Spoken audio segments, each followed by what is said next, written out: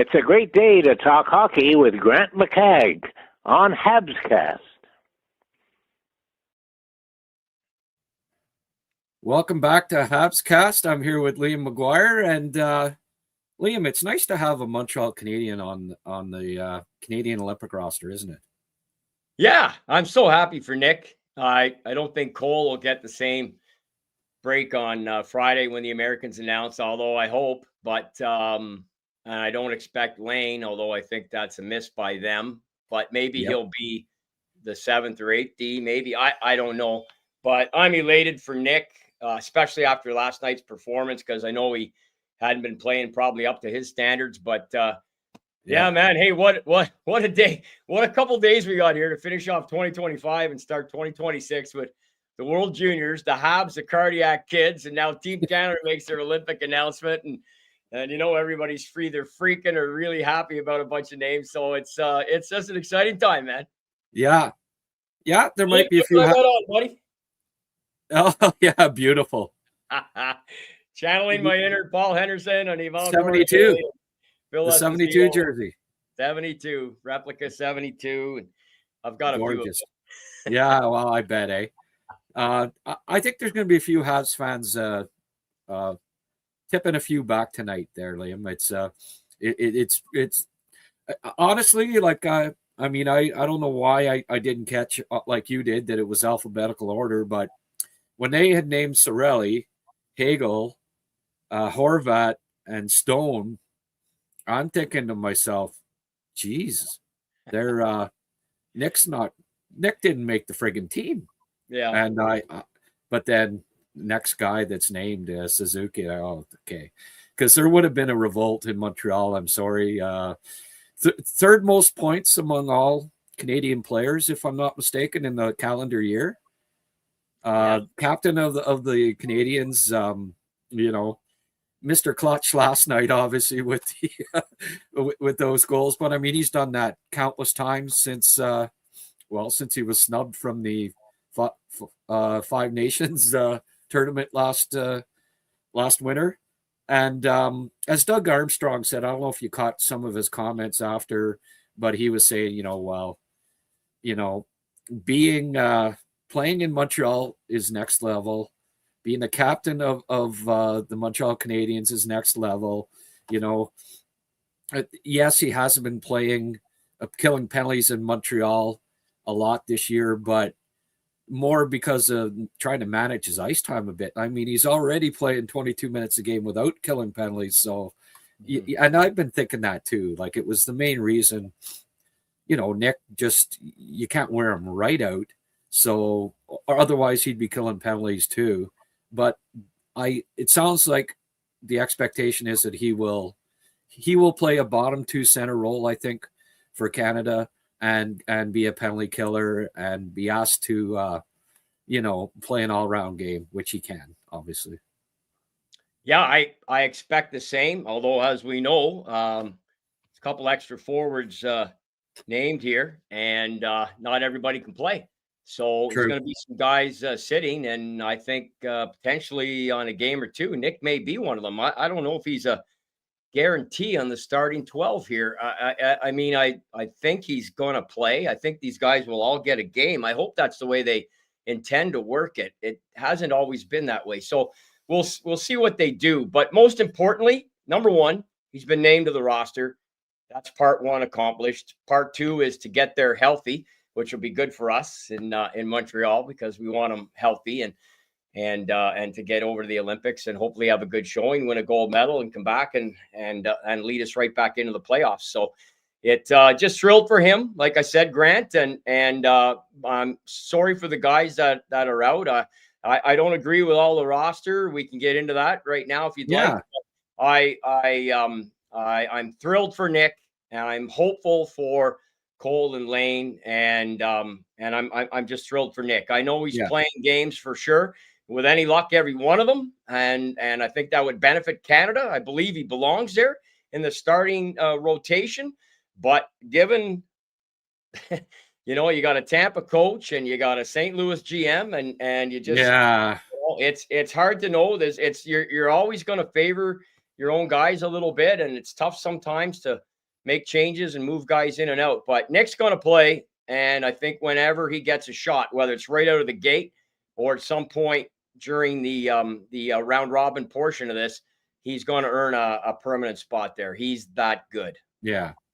Well, let's have a look at the roster. I'll run it down here, and then we'll talk about omissions and such there, Liam. McKinnon, McDavid, Reinhart. Now, this is just don't look at this as how I have the lines set up.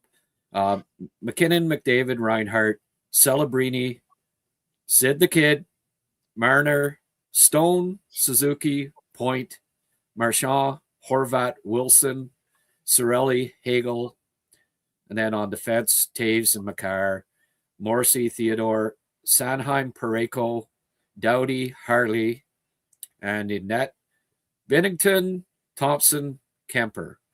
Now, personally, Liam, Parayko and Binnington, suspect, but hey, the GM of St. Louis is right, has his guys, and they were on the Five Nations team, so I'm not shocked by it, but I wouldn't have had them on. Cirelli and Hagel probably would have not had them on my team if I was picking. I'd have had Wyatt Johnson and Scheifele replacing those guys. Mark Stone, I thought he was a step behind, honestly, at the Five Nations, and I don't think he can handle the pace. Those would have been the guys who I would have had issues with. It's pretty old squad. Schaefer, I don't know. I think, you bring that youthful enthusiasm. They got Celebrini. Why not Schaefer too, in my mind? Dobson may have left it a little too late. Like if he'd have played all year like he has the last couple of weeks, I think he's a lock to be on the team. But I think perhaps, at the end of the day, they went with Doughty, wanted that veteran that was there in 2010, I guess. But what are your thoughts on that roster? And I think the other nations are looking at Canada's defense and just licking their lips. They're going to go around us like we're turnstiles. It's terrible. And Drew Doughty and Parayko and Harley, like that's patronage to Four Nation. And this is what happened in 2006. Wayne had the great win in 2002, and then the series no one talks about, the World Cup in 2004, where we went 6-0 and never trailed. And he stayed loyal to those guys. And Pronger and Wade Redden were on that roster, and they played hurt. Scott Niedermayer was too hurt even to go.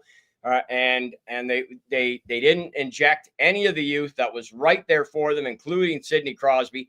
At least they've alleviated some of that. There was no way you could leave Celebrini off this roster, clearly. But if they had given him half a chance, I'm sure they would have, and would have found some other relic to put on there. I don't like the decor at all. I would have had Radish and Chikrin in over Parayko and Harley in a heartbeat. That's a left shot and a right shot. You cover that off. I don't know what Drew Doughty's doing out there. To me, that's a mistake. I don't know where Wedgwood is in the goaltending. He's got one loss in regulation. Yeah, he's playing on the best team. Well, he's going over on the best roster. Like, what's the difference? And it's not like he's some rookie. It's like Flash. Like the guy's 30. It's unbelievable to me. Yeah. That I get they stayed loyal to Binner. I actually got no problem with that. But I didn't have Kemper and I had Logan Thompson when I had take my team 6 weeks ago. So. Binner's they're probably going to give him a start and just see if he can handle it, because in the expectation, I haven't seen the schedule yet. I don't even know if it's out, that we should get off to, although we typically don't. Historically, we don't actually play that well usually in the round robins of a lot of major international tourneys, notwithstanding a few. 91, 04, you can count them on one hand minus a couple fingers and a thumb. The international events going back to 72 where we started terribly. So at any rate, look, it's a good team, but I don't like the defense. I can live with the forwards depending on the combination as they roll out. Schaefer, I would have brought along. I would have had him, but like I said, I would replace Doughty, Parayko, and Hartley with Radish, Chikrin, and Schaefer. For me, you can only dress 6 out of the 8 anyway. So you've got to figure out what to do there. But I just would have had Matthew Schaefer around that organization and potentially available. I know you can, if somebody gets hurt, you can still replace the roster. But I don't like the D Grant. I'm so on the goaltending. I'm okay with the forwards. We've got I think enough there to be a gold medalist in terms of certainly potentially winning, minimally making the gold medal game. And, with any luck, and you'll need some, we'll get another gold medal here, but not happy overall. Yeah. Well, I didn't think Cirelli and Hagel should have been on the team. Obviously, because John Cooper's the coach, and will Cirelli play, will Suzuki, you're thinking 13th, 14th, because you think Cooper will play Cirelli instead? Well, like I said, I'm not sure how they're going to do it, if they're going to platoon guys or not, or whoever starts game one. Is that rolling right through unless an injury? I don't know. I wouldn't have had Cirelli there. I had Mark Scheifele and Wyatt Johnson. How is he ever supposed to get a chance? They're not just flashing the pants. This isn't a geeky on Boston. Although he had a good season last year, I know he scored 30, but, he's on pace here, obviously, as we know, for over 50. He never had a hope in hell of making this team. My biggest complaint, Grant, is this. There's too much loyalty to the Four Nation, and this is the mistake we made in 2006. I agree. I feel we've repeated the same error. Now, does that preclude us from winning? No, of course not. We've got a great roster here, and the differences are marginal. They really are. And you're bringing guys who are quality players. We're not talking some slap rocks here, although, like I said, Parayko on the team this year, he played a role. If nothing else, he beat the shit out of JT Miller in that fight. So we got that going for us. But, right.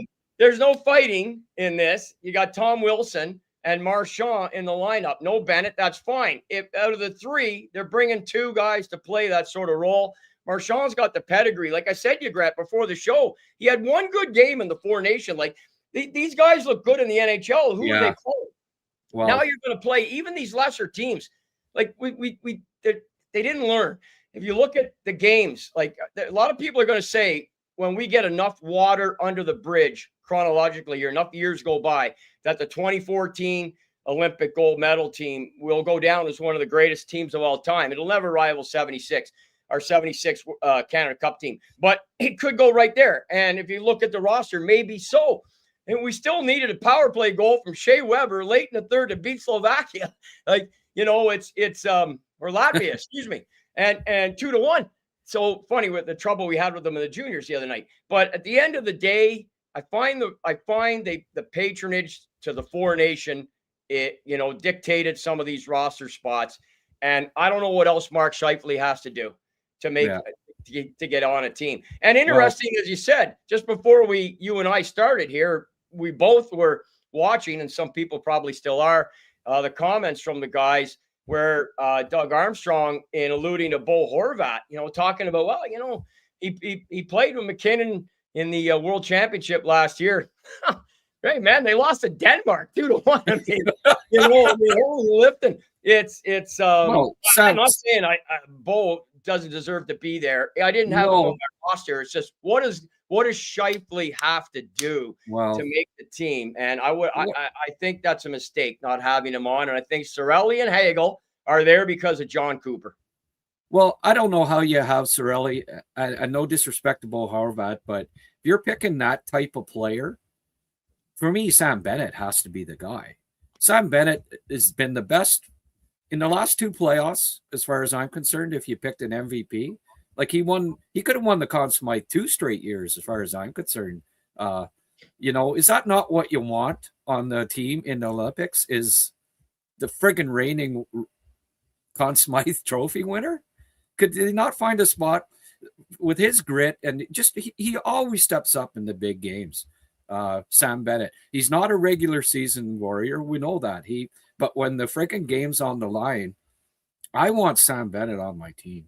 And for me, it was Wyatt Johnson, Mark Scheifele, Sam Bennett, and I mean Connor Bedard if he was, obviously the shoulder, I guess it was too worrisome, and they must have checked with the doctors and all that. But those are the 4 guys that I had on my original roster that aren't on. Bennett for me is how do you keep off the guy who, in my opinion, has been the best player in the last 2 Stanley Cup playoffs?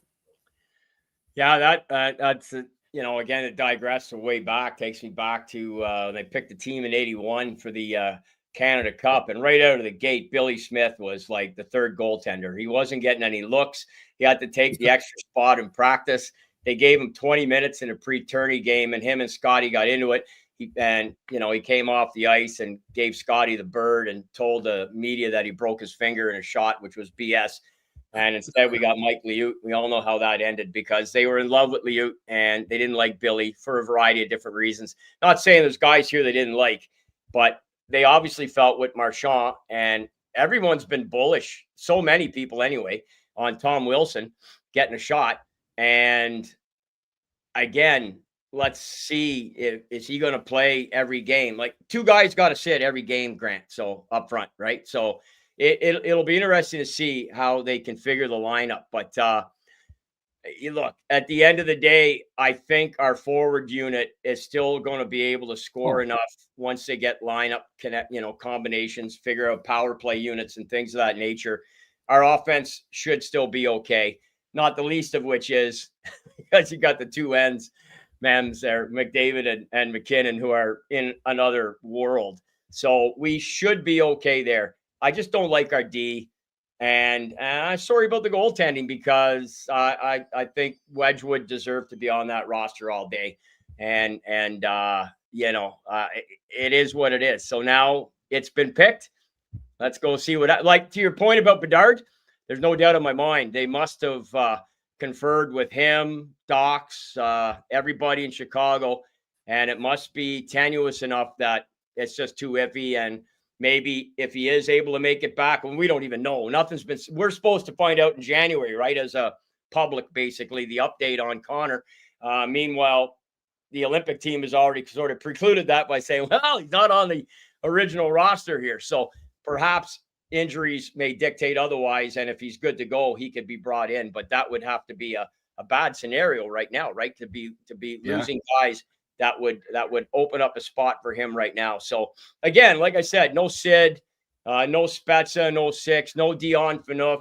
They all these guys were burning it as young guys, and Wayne and Quinn and Wayne Gretzky and Pat Quinn stayed loyal to the 02 and 04 group, and and we got waxed, man. And you're losing to Switzerland. It's just it's just a tough way to go. So. But tough job for Doug Armstrong. Tons of great guys. And, good players are going to get left off. You and I had our picks, I think, pretty similar, really, ironically. You and I never talked about this before or anything. No. And it seems like our rosters were virtually within probably 23 out of the 25 or something like that. So I'd love to say great minds think alike, but, we're just 2 guys doing a webcast here and just talking some hockey. It's such a great time of year. And it's such an exciting time with the World Juniors on, Montreal playing so well. and of course, what we'll finish up on later with the 50-year anniversary of the New Year's Eve game, 75. So it's just a great time to be alive, really, if you're a hockey fan. And I loved it. I loved the way they presented it. I love the minor hockey kids. Yeah, that was cool. Now we'll debate the shit out of it, and it is what it is. I don't like the D. And I think it could be problematic. And I just hope the hell I'm wrong. Well, I'm glad they named Thompson this time. Like he should have been there. He should have been at the 4 Nations. And sorry, apologies. I said 5 Nations earlier, but I caught it. I knew you'd catch it eventually. There are 5 Nations and 4 Nation Cup international tournaments. That's why I'm going to blame it on that. Actually, and I agree with you. Like Bennington, Yeah, he came up big in that tournament, but he had a pretty good team in front of him, And Yeah, like, but no, he came up big though. I mean, the save on Tretiak in overtime is an all-timer. Right. That's an all-timer. But I mean, like, why didn't they name Montembeault too then? If they're not paying any attention to what's going on this year. Well, let's not get crazy. well, Bennington has been no better than Montembeault this year. No, but he's been absolutely horrible. I know, but except for the Four Nation, right? He's got the resume of what he did last year. So. But I mean, they named Stone, and I think Stone couldn't keep up. I'm sorry, at the Four Nations, he was the worst forward in my opinion. And the pace of that tournament was so fast. I worry about Stone. I worry about the age of the squad. And they named Point and Marchand as two of the first six. And I mean, as far as I'm concerned, they're on the bubble to even make the team. If I was picking it, but they went with the veterans. Like, what if Marchand had the same regular season that he did last year to start this year, and he's already named to the team? You got no choice but to, name a 37-year-old to the first six. It was risky, and I mean, he ended up having a good regular season so far, but for me, still Marchand's, he's got to be one of the bottom 10 to 14 somewhere for me. And my hope is if he struggles, which he did in the Four Nation after the Sweden game, as far as I'm concerned, that he can be subbed out and you can, rejig the roster. You have a couple extra forwards. So, go with the hot hand, do it, whatever, however you want to phrase it. But I'm hoping if he does struggle, yes, the rink is a little bit, just a tad smaller than NHL size. It is NHL officials going over, albeit with a double IHF rule book. So, Marchand could be the wrong pick for a number of different reasons. If you look at that hit on Matheson last night, which cost Florida that one. So, but at the end of the day, I agree with you again. I mean, look, you're picking these guys in the summer, so they're automatically on the roster. So, and I guess, Doug Armstrong, although he wasn't the guy that picked in 2010, if you look the last two Olympics, NHL guys played, we won.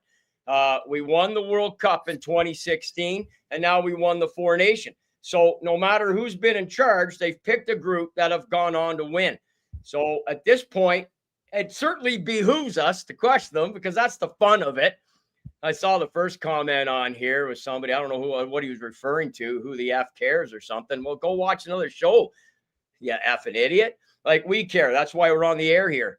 So at the end of the day, this is the fun part of it right now, is to dissect the selections. And I think we've got a good team, but I think we've got an old team. And I think it could come back to bite us in the arse. I really do. Yeah. I hope not. But to me, Grant, I'll say it again, it's just reminiscent of the 2006 selection. And that was problematic. So we'll see what happens. Holy geez. I banned that guy and his comment was removed on my end, but you could still see it. Okay. I just went to the comments about 7 or 8 minutes in and I see a few. So I saw his. I don't know, whatever. Okay, no, well, I removed it and banned him, but it shouldn't be there. But anyways, that's fine. No big deal.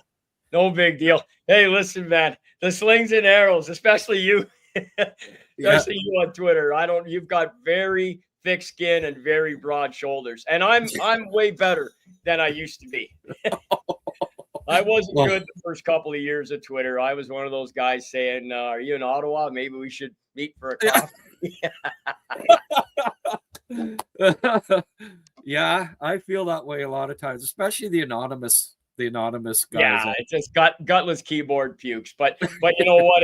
It's all good, man. And I didn't even know you banned him or not, but I just Future Sight here mentions, and this was a while ago now because we've been on, but he made a great point about Nick. Nick probably would have been told right last night. We heard this Yeah. over the last 24 to 36 hours. And as he alluded to, and I agree with him, Nick probably played maybe more relaxed last night, knowing he was on the team, his best game in a month, and what the Habs did in the third. We can cover that off later. But I just thought this gentleman made a really good point about that. So, well, let's talk a bit about last night's game. That 2 games in a row where they tie her up in the last minute. Marty, poor Trevor Letowski is going to have bruises all over him from Nick touching him. Every time we come back, that's the 6th time we scored now with the goal we pulled. You think like the last 5 years, Montreal was the last in the bottom 3 of scoring 6-on-5 at the end of the game. Like the last 3-4 years, just terrible. Now we're the cardiac kids and doing it multiple goals. It's ridiculous what's going on. Then the camera goes to the bench on the replay, and Marty's absolutely pounding Trevor. Like, and you know he's not going to Robidon hitting him the same way. He probably backhanded right into the 3rd row. But it's so if you're a Montreal fan, it's just been just absolutely amazing to go on this road trip from hell.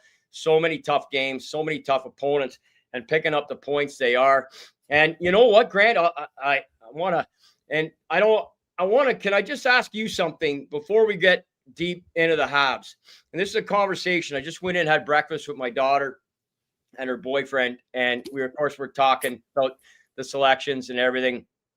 And Wendy says to me, what would you rather have this year, a Montreal Canadiens Stanley Cup or Canada win a gold medal? What's a great question, right? Wow. Like, isn't that something? Like, how? I know I'm catching you right out of left field here, but would you have a definitive answer to that? I know I do, but do you? Yeah, Habs, because it's been 32 years, Hasn't been 32 years for Canada. We can, we can get over that, but I mean, Canada's a favorite too, right? So if they don't win, they probably win the next time, right? They get to the finals every 4 years, basically. Montreal, between 93 and 2021, they never came close. So, it's close for me, and with having a Montreal Canadian on the team too, obviously I'm really cheering for Canada. Well, I always do anyways, but I have to say Habs Stanley Cup, William. What about you? Well, I'm the opposite. I guess that maybe shows something about me. Obviously, I'm cut right to the core, red, white, and blue for the Habs, and have been my whole life. But the Canadian element, well, yeah, after living through 72, and I know it was a million years ago, and I was just a 13-year-old boy, but it just changed everything for me, even on a go forward, because so many of the international events took on that same dramatic flair, where more often than not, we came out, whether it be Sittler in 76, Bossy and OT in 84, Wayne and Mario 87, Larmer's play in 91, go down the line, right? Again, Joe Sakic, Sid Crosby, Golden Goal, Carey Price and company in 2014, and of course Connor there in the Four Nation, even Marchand, the winner in the World Cup in 2016, shorthanded, against Team Euro, there was a big win, and I know that pales, those individually mostly pale in comparison to Montreal, would take all day, but as we're on the cusp of it here now, of it happening, and it's every 4 years, the Habs are up and coming, and I guess I can't rationalize saying, Montreal could win the cup this year. I can't rationalize that. So I want Canada to win the gold, because I think the Canadiens are going in the right path, and we're going to see so many. We're so fortunate to be living through this era right now with them. Most exciting team I've seen, with a group of rookies in 40 years. But me, I'm the opposite. That's why I'm wearing this. Well, Habs sweater on. I always have something Montreal Canadian on, but I put on the replica 72 because of the announcement and because it's international hockey and it's Canada, and I would take the gold. Well, I mean, I'm as proud a Canadian as can be, Liam, and I fully understand what you're saying. And it's the Olympics, and I mean that's not really a fair question. That's like asking me, like, okay, you can only have the Who or Led Zeppelin. Who, like, well, I'm having both, right? So of course, yeah. Both, absolutely. Yeah, it was an interesting question. We talked about it on the way home, so I said, I must ask what his thoughts are. But look, we can blow over that and get right back to last night and move on if you'd like, or you can address some of the questions come in. Hope the Americans don't pick Caulfield or Hudson. Will make them weaker. Yeah, that's Tina's. Find another home clown. That's a Campbell's Bay. That's Wayner. He's Tina's brother. He's got a character. Campbell's Bay. Way to go, Suzuki. Well deserved. One of the youngest players on the team. That puts it in perspective, right? Suzuki is one of the oldest players on the Habs and veterans, and he's like the youngest player on one of the youngest players on Team Canada. Ethan saying what we can alternate here if you want till we clean this go up. ahead. How did Scheifele not make the team? I mean, I totally agree. I think right before we came on the air here, Grant, I think Doug had just finished addressing that and saying, you say the usual lip service, made it right down to the end. But, I just had a feeling, even when I picked him, when I did my roster 6 weeks ago, I'm not sure if you feel the same way, but I just had a gut feeling that he wasn't going to get selected. There's just something, I don't know, like, I don't know if there's something underlying current or whatever. I know, look, it's a hell of a roster, but, we got a lot of Florida guys, like those Tampa guys. I don't know, man. Scheifele, I would have had him. You would have had him. Obviously, Ethan here probably saying the same thing. So it is what it is. Well, size and skill, like the size skill combo, I think, the U.S. has a lot of that, right? And you're going to have to counter it. And Scheifele would have been good over a Hagel and Cirelli. And, I like those guys. Don't get me wrong, but a bit of nepotism there. Now, like it comes down to now, like if you leave those guys off, right, then you can't, they can't blame John Cooper. They blame Doug Armstrong. But with him naming them to the team, Cooper's got to play them, right?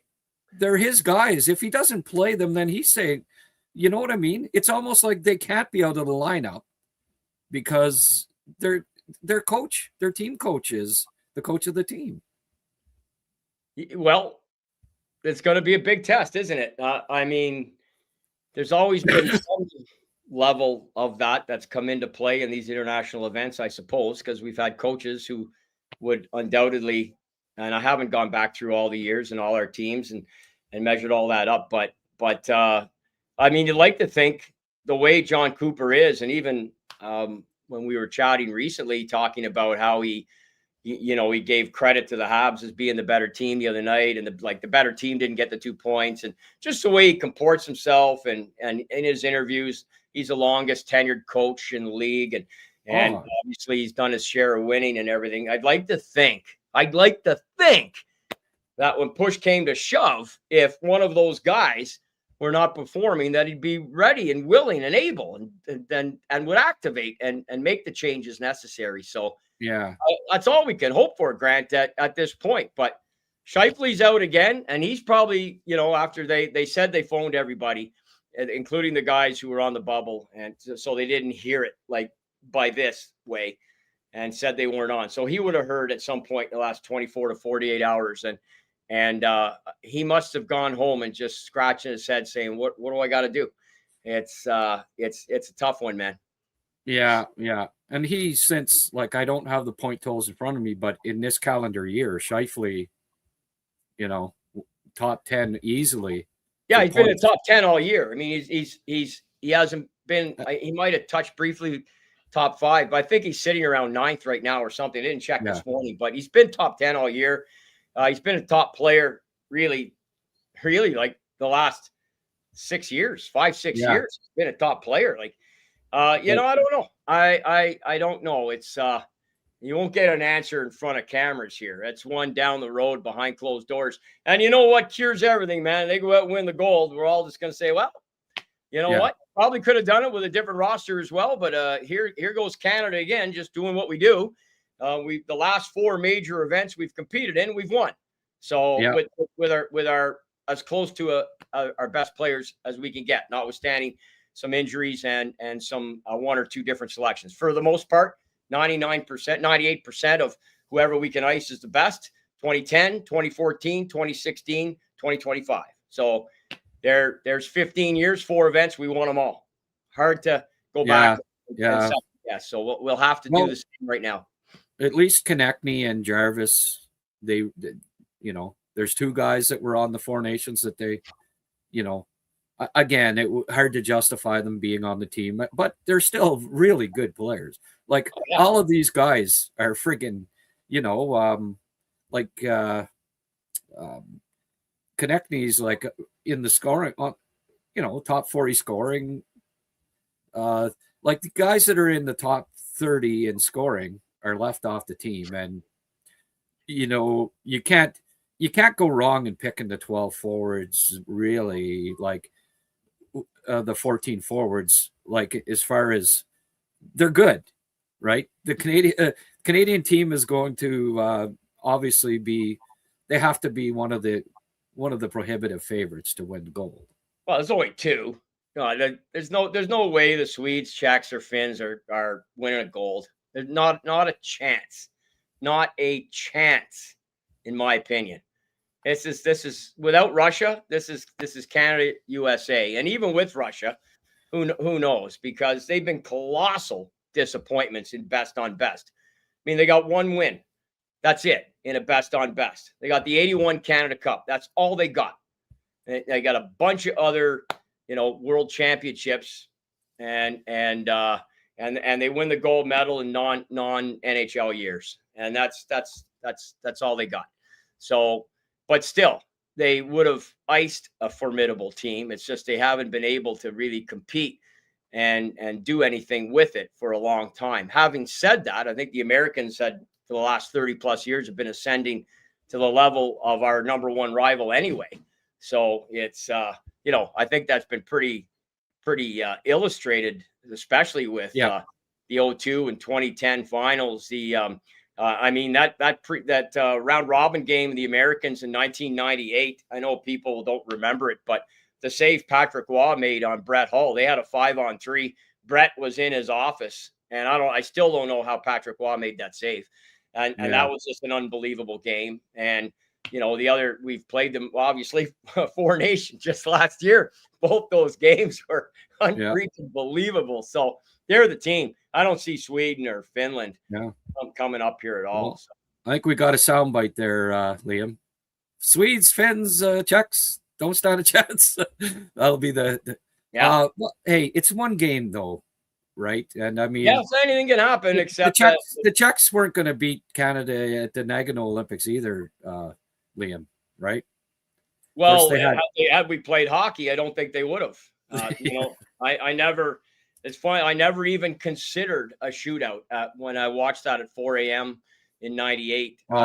It was off my radar completely until we started OT, when they said, oh, by the way, if this OT period ends, we go to a shootout. I went, oh, Jesus. And we got no Joe Sakic and no Paul Correa, who were basically automatic on penalty shots. And right away, that was the first thought. The first thought, I remember it vividly, that went to my mind. We had no Sakic, who got hurt in the quarterfinals, and Correa, of course, got hurt. Never even come over.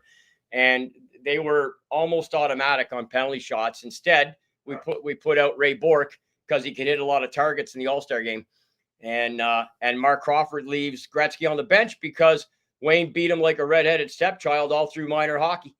So, so allegedly that's one of the reasons. And Wayne apparently wasn't very good on penalty shots because he, out of the 5 or 6 he had, he only scored once. Well, he scored once in the playoffs and once in the regular season. Not good enough, I guess, for the guy who was the greatest goal scorer up until Ovi. Well, yeah, imagine leaving Ovi out of the shootout because he hadn't been good on you know, for Russia. We like dominated that overtime. They were so playing for the shootout. You know, at the end of the day, they took 5 shots and scored once.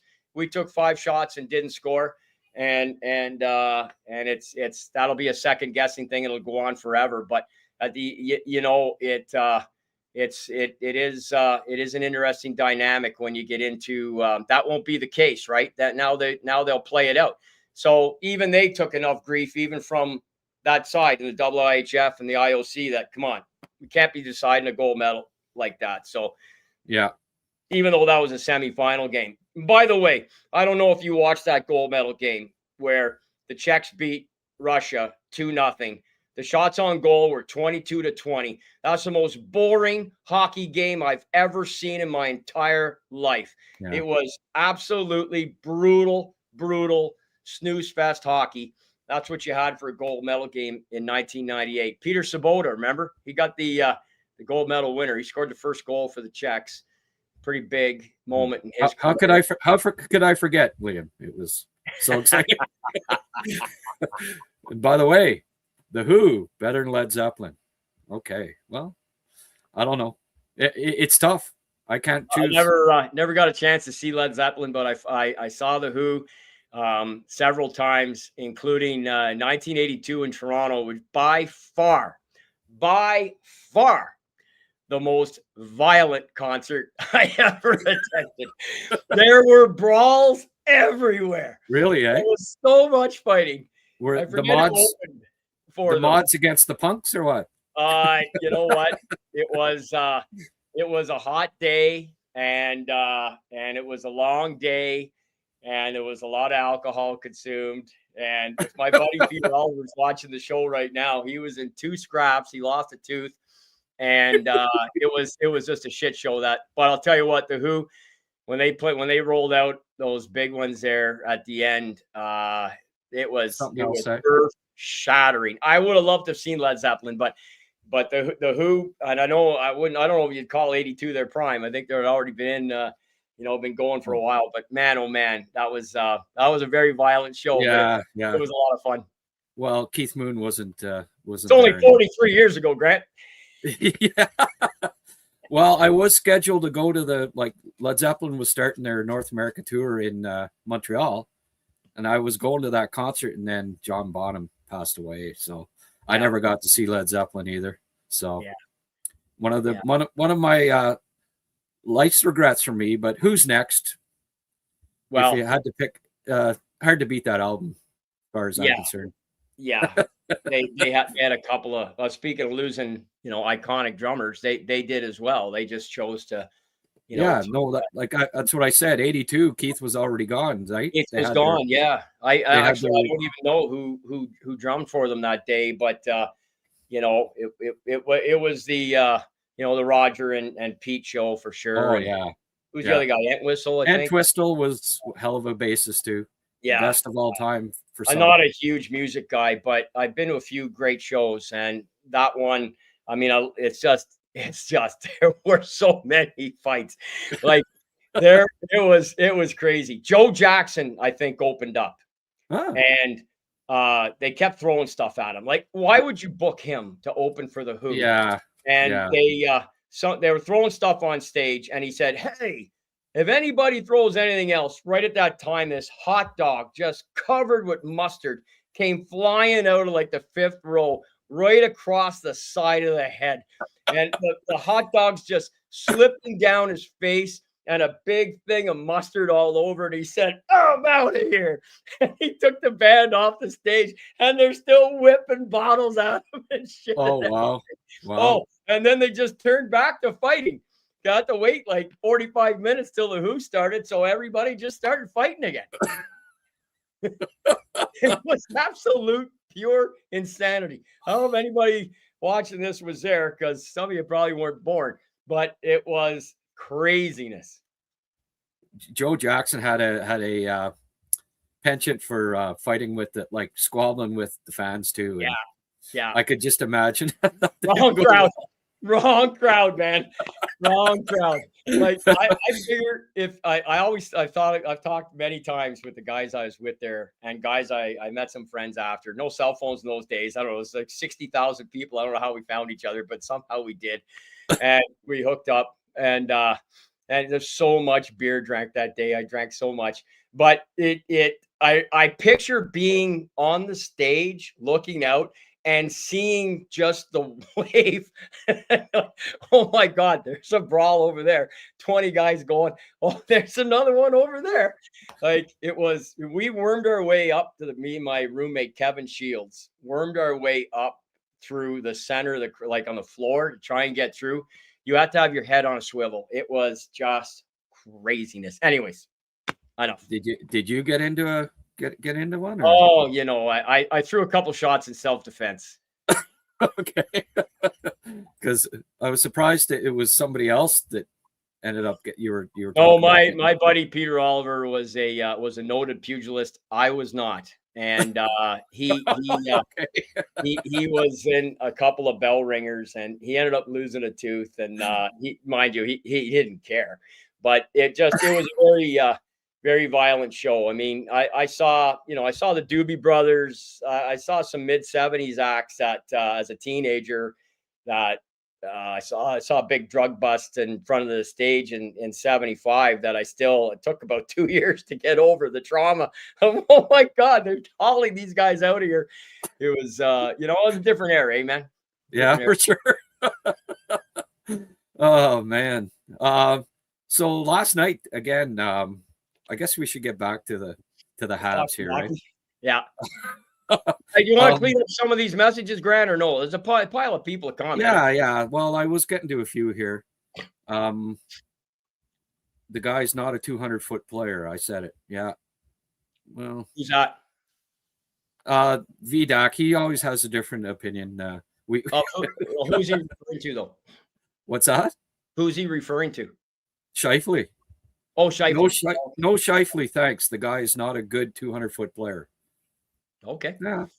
All right. I don't necessarily agree with that, but yeah. No, he certainly the selection committee agreed with you. So well, no, I guess that's why. Could be a reason. I got Sylvain here saying no Wyatt Johnson instead of Stone.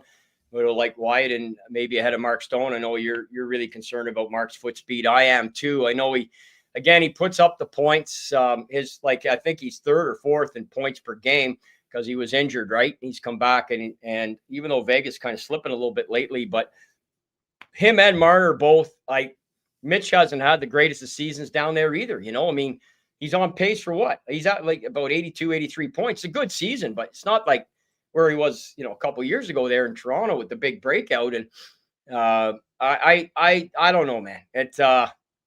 Wyatt Johnson, I had him on my roster. Yeah. I knew he wasn't going to get picked, but I had him on my roster. Like, at what point does some of these guys, what do they got to do? I don't know, Grant. Yeah, for sure. And Blackwood and Wedgwood are both having really good years in Colorado, got one right? loss each. And one guy was saying I'd have taken Blackwood, but I mean Wedgwood's, he's their starter. He's the guy that's played 20. He's played 24. They each have one loss, Liam. Yeah. Wedgwood's the starter. Blackwood's 12-1-1. Wedgwood 17-1-4. Yeah, take your pick, Temper or Thompson. I would have had Wedgwood over one of those two. I get the loyalty to Binner. I get it, but I would have had Wedgwood there for sure. It's almost a little bit like saying, well, we won't pick Ken Dryden because the team that he plays on is so good, right? I'm not saying that Wedgwood is Ken Dryden. I'm just saying when you got to get, and somebody was saying that to me too, like, oh, well, it's just the team in front of them. Well, you still got to stop the friggin' puck. If your save percentage is .930, you're playing pretty damn well, right? You mentioned Dryden. If you need a better example of that, I mean, the Habs lose 10 games, win the cup in 73. Dryden's all world after a bit of a stumbling block in 72. And of course, the miracle of 71. And then he sits out, and with basically almost the identical roster, the Montreal Canadiens went from 180 goals against in 73 to 240 in 74 without him. And, with all due respect to, Thomas and Michel Place and Bunny the Rock, just none of them were able to carry the mail. And at the end of the day, it wasn't just the big three. Then you had to get through Kenny and right up until the end. I will admit that I do believe the main reason he retired at the age of 31 in 79 was that he knew the gig was up and he the air was out of his balloon and it was time to go and get on with different things in his life. And he went out as a winner, winning that 79 Cup. But the Montreal Canadiens won the 79 Stanley Cup despite Ken Dryden, not because of Ken Dryden. He was not good. LaFleur won the Bruin series, and he only came back and played in the final because Bunny the Rock had his finger broken in the warm-up. Right. By Doug Risebrough. I was at that game, and when Bunny went off like this, I went, oh, geez. And Ken came back in, and he stunk in game one. But, the boys, no, we weren't going to lose to the Rangers, and they got it done. But they won in 79 despite Ken, and he retired at 31 because he had nothing left. But prior to that, he was one of the greatest goalies of all time. And it is a contributing factor for sure. I would have had Wedgwood all day. They didn't. Kemper and Thompson. So be it. It is. Binner, I guess, is going to start. They're going to give him the start. Cooper's going to give him the start, and he's going to give him all the rope. That's what he's going to do, Grant. He's going to give him the start, just like he did in the Four Nation, and he's going to give him all the rope. And we complained about it at that time too, and he proved us wrong. So here's hoping that he does it twice, right? And don't forget, we switched goalies before. We switched in 2002. Oh, yeah. 2010. Brodeur. Brodeur in, Joseph out, Brodeur in, Brodeur out, Luongo in. We've been there, done that. It's happened before. And sometimes different times your hands have been forced. 76, Dryden didn't want to play. Perrant was hurt. Tony Esposito had become an American. And, we go with Chico Resch, Dan Bouchard, and Rogie Vachon, and they throw Rogie in, and he kicks out BBs. So, you never know how it's going to go. And we saw Binner last year do the same thing. Larry said that he thought the MVP of that Canada Cup was Rogie. Well, Rogie won the Canada MVP. And what you got to remember, this is all Alan Eagleson. This wasn't a double access. Bobby Orr won the tournament MVP, but Larry said it should have been Rogie that won the tournament MVP. Absolutely. And look, Bobby was great. Obviously tied for the tourney scoring lead on one league. Him and Denny Potvin both had 9 points. Yeah. So no shame in giving it to Bobby, but so many people, so many hockey fans, if you are old enough to have remembered that era, remember the 70s. He was MVP of the Canada Cup in 76. It was all contrived by Alan Eagleson, who was his agent, who, unbeknownst to all of us, including Bobby at that time, he had already effed over with the offer from Boston to take part ownership of the team. Instead, holds out, doesn't get the money, tells Jacobs to go screw himself, and off he goes to Chicago. We didn't know any of this at that time. So, let's make sure Bobby goes out on a high note here. His leg's probably done anyway, so they give him MVP of the tourney. Meanwhile, Rogie Vachon wins MVP of Canada. Every team got the MVP, then they did an MVP of the tourney. Who does that? Nobody. That's the only time that happened. It's Alan Eagleson saying he's the guy who picked him. He ran the tourney.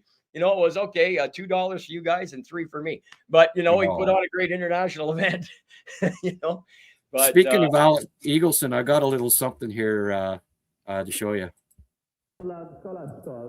Head of the USSR Sports Committee, et M. Clarence Campbell, président de la Ligue nationale de hockey, a procédé à la mise au jeu officielle du match de ce soir. You remember this game, Liam?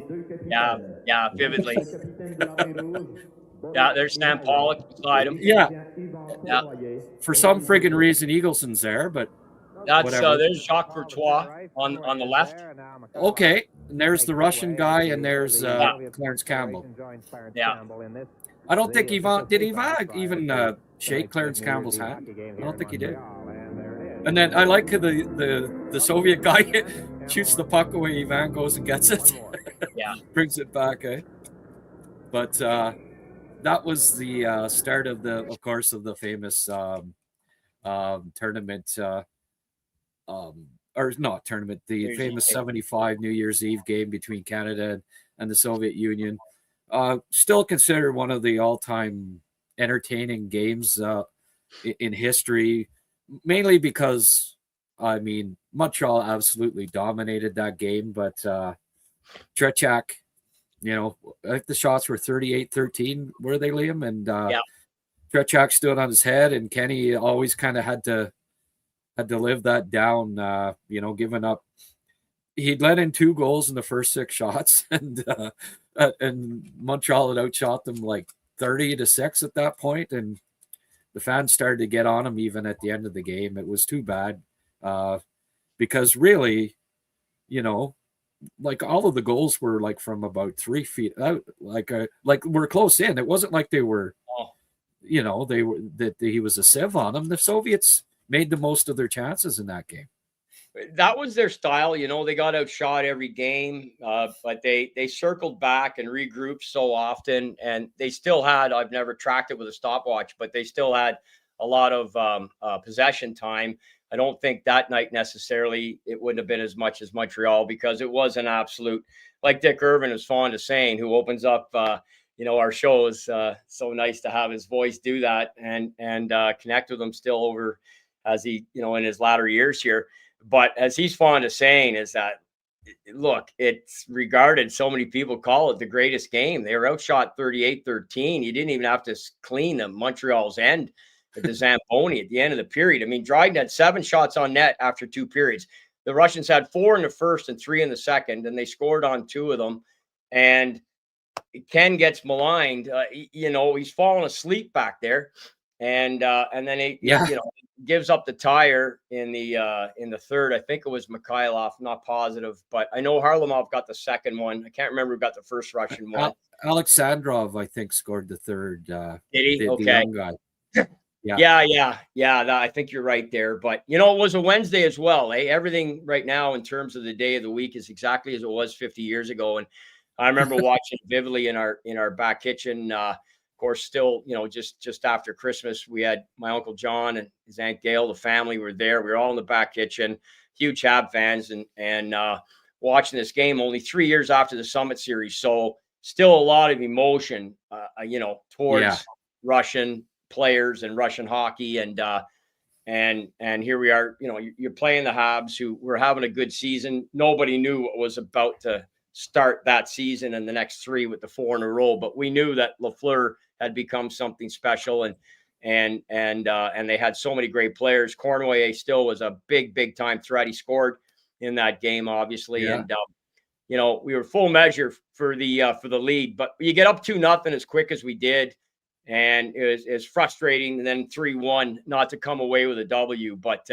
at the end of the day, the excitement around it, even watching on TV, I can't imagine being in the Forum, but watching on TV, I'll ask you if you felt the same way. But me, you know, I was 16 years old. I'm playing hockey. I mean, I'm all in, and it was palpable. Like, you could cut the tension in our house that night with a knife, and it was every bit 72 revisited.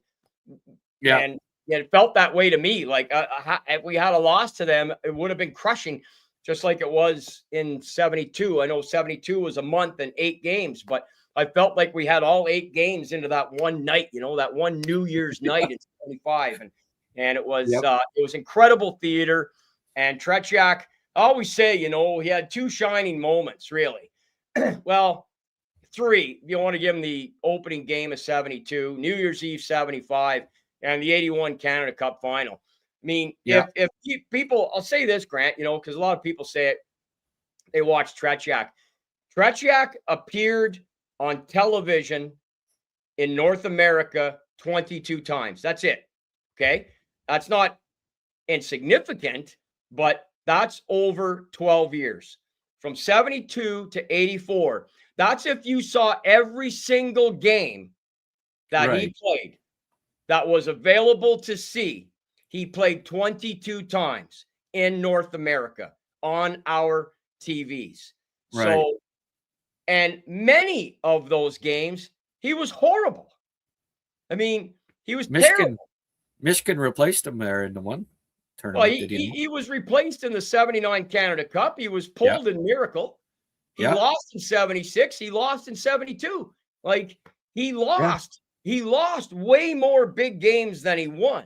And his numbers, like his goals against average and his won-loss record, is only ballooned a little bit because their national team, beat the Rangers and Pittsburgh and the Bruins. And so, the Bruins are a good club. But I mean, at the end of the day, not saying these are slut rock teams, but he lost more big games than he won. Yeah. And when he went in the Hall of Fame in 89 with Daryl Sittler, I just went, oh, really? Like, where's Paul? Where's Paul if you're going to put Tretiak in? What I thought at the time, I went, I guess they'll put Paul in 92, the 20th anniversary. That's what I thought they'd do. That I heard from people years after that because the wall was coming down, they needed to appease the Russian Ice Hockey Federation. So they said, we got to do something. We got to put somebody into the Hall. Harlamov had died in 81. They didn't want to put anybody in posthumously. So, okay, what about Yakashev? No, it looks like somebody shot his dog like every day of the week. So, we need somebody. We can't put in Mikhailov because the entire country still wants to kill him. Nobody knows who Petrov is. So, well, how about Tretiak? Everybody loves Vlad. Everybody loves Vlad. Let's put in Vlad. Yeah. Hey, look, he won 9 billion world championships when they beat Poland 16-2 in the semifinals. Whee! Way to go, Vlad. And so they put Vlad in the Hall of Fame. And here we are 46 years later, still waiting for Paul. He's never getting in, and that's fine. That's another story. But anyway, I digress, Grant. Hey, please keep digressing. No, I mean, why Paul didn't get in is just, and Tretiak did. I agree 100%. I mean, because he had a great New Year's Eve game against Dryden. Like, it seems like that's, the main reason, really. No, they collectively took his career and they didn't take him. That what they did was they looked over the Russian roster. And they couldn't put anybody in that hadn't played in North America because that wouldn't have flown. The wall was coming down. They knew the Soviet players that had been drafted were about to start coming en masse in the NHL. And they wanted to offer an olive branch to the Russian Ice Hockey Federation. So they said the best way to do this is let's put one of them in the Hall of Fame. Tarasov went in the Hall of Fame as a builder in 1974. Okay. So you had a builder, you needed a player. And this is how it was told to me. You got to remember, I ran a campaign for Paul for 20 years, and I got pretty familiar with the infrastructure of the Hockey Hall of Fame. And I think I shared with you before, I got phone calls at home from some people telling me I shouldn't be saying certain things, whereas then I went and said some certain things to them. And it wasn't exactly a very friendly atmosphere for a bunch of years. And I'm just a little peon trying to make a case for Paul Henderson, even though I know I was representing millions of Canadians who feel the same way. There's many probably watching right now talking about the Hall of Fame. My God, Paul, not a chance. Scored one goal. Because you don't know. It's not your fault. You just don't know.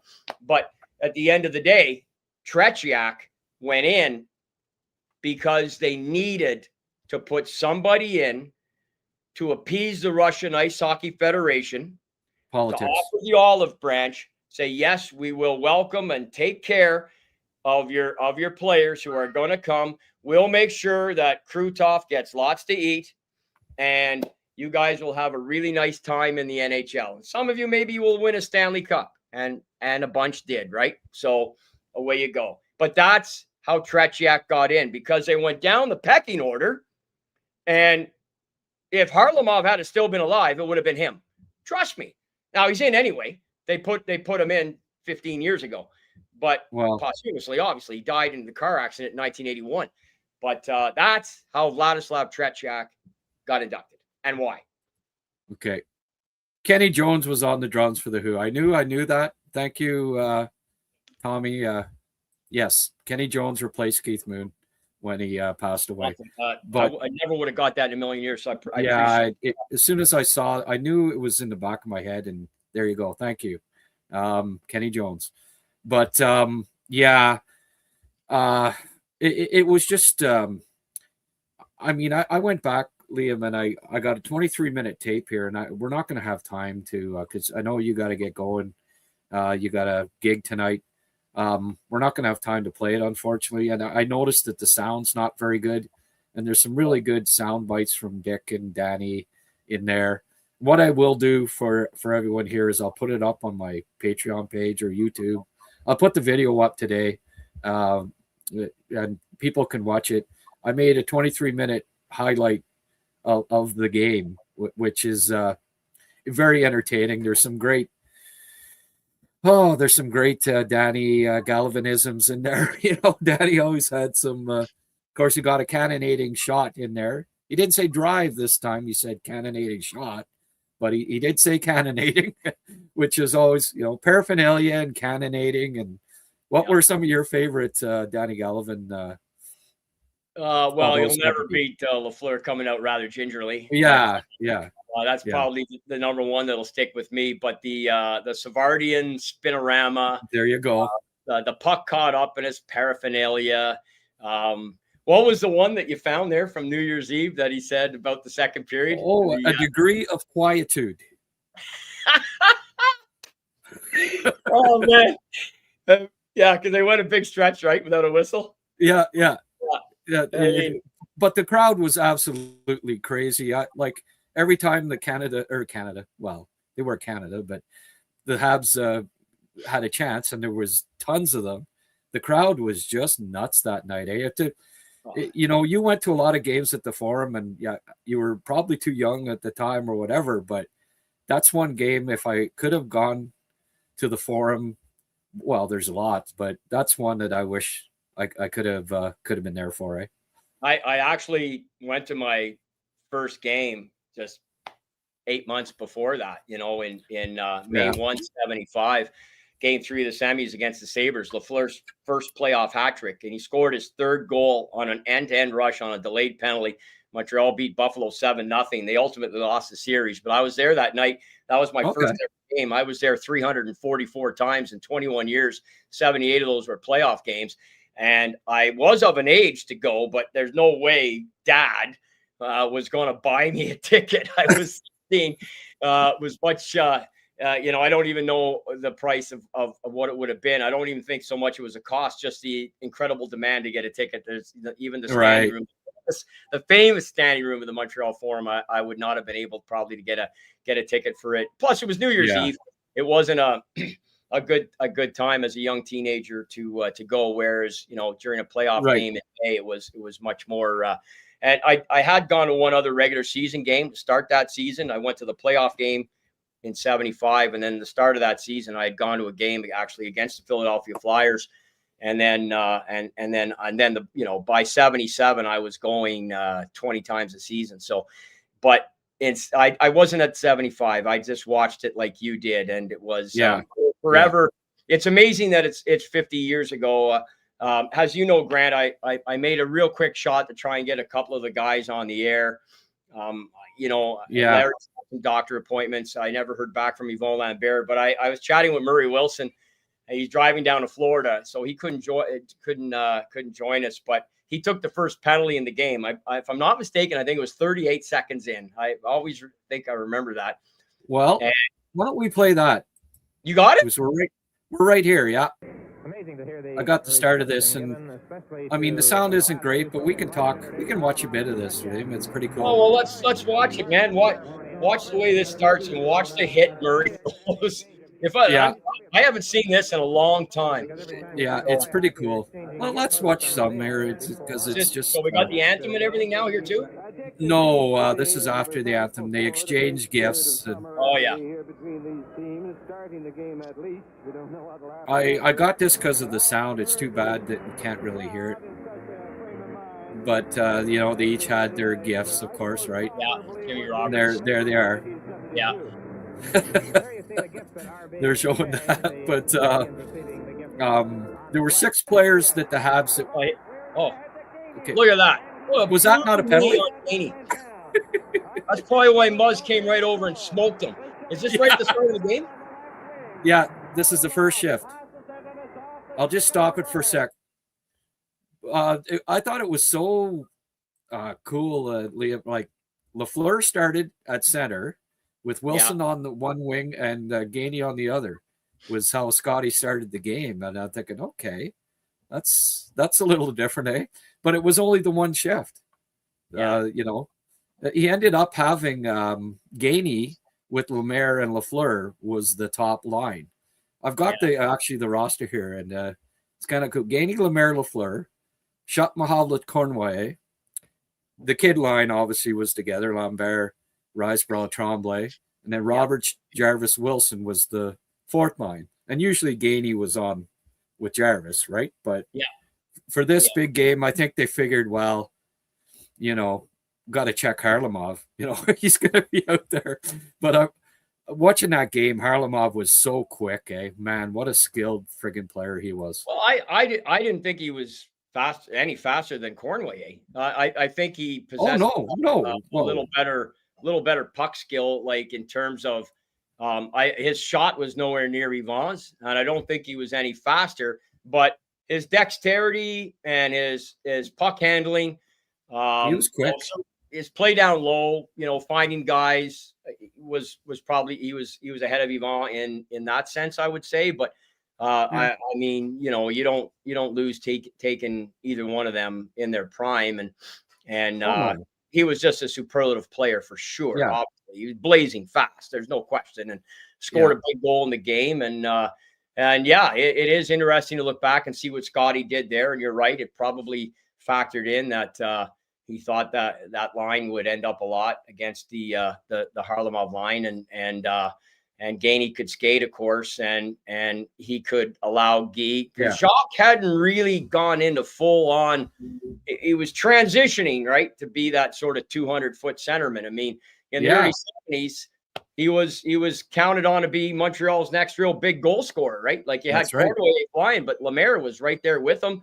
They picked up Frank Mahovlich in the trade. Well, you don't know what he's going to have left in the tank. I mean, he had a ton in the 71 final playoffs, but great move to put Gainey up there, I think. Yeah, it was. Well, it was like Mihailov, Petrov, Harlamov, right? And that was the big line. And it was 72 as well. And, Mahovlich was still centering LaFleur and Shutt at that point, was he not? It was not till the next year or the year after that Lemaire became their center, and Mahovlich went down to the second line, and then he got traded eventually for LaRouche, right? Well, look, Mahovlich set the Habs record for assists the season before, 74, 75. Still stands today, 82. So playing with Shutt and LaFleur, that was Guy's coming out party, and Shutty was right there with him. So yeah, Scotty could move things around. He obviously did that day to much like Fred Shiro had a plan to when they played. They were, which kind of stole a page. I'm not saying he checked in with Brian Kilray, but when Brian Kilray coached that midget team here, which tied the Russians, which very much heralded minor hockey game here. They were pounding everybody across Canada, and then they came here and they tied 4-4. And Killer said, "We're just going to eliminate that backdoor pass that they like to make after they circle. When they pass the puck, that guy's getting knocked on his ass." And Freddie did the exact same thing, pretty much the exact same time period, even though one was midgets and the other was pretty much they're going home. They're heading home. They're going home in 72. We stayed. We took it. They're going home. Yeah. Famous call, January 11th, 76, Bob Cole. And then Aggie Klukowitz went in the dressing room and said, "You don't come out and play, you don't get paid." So they came out and played. McLeish scored right away. They were off to the races. And I was a Flyer fan that night. And I was too. If you lived through 72, there's no way you could ever cheer for Russia. If you lived through 72. Not as a 3-year-old in diapers. I mean, if you lived through and you knew what was going on, there's no possible way you could ever be a fan of Russia. And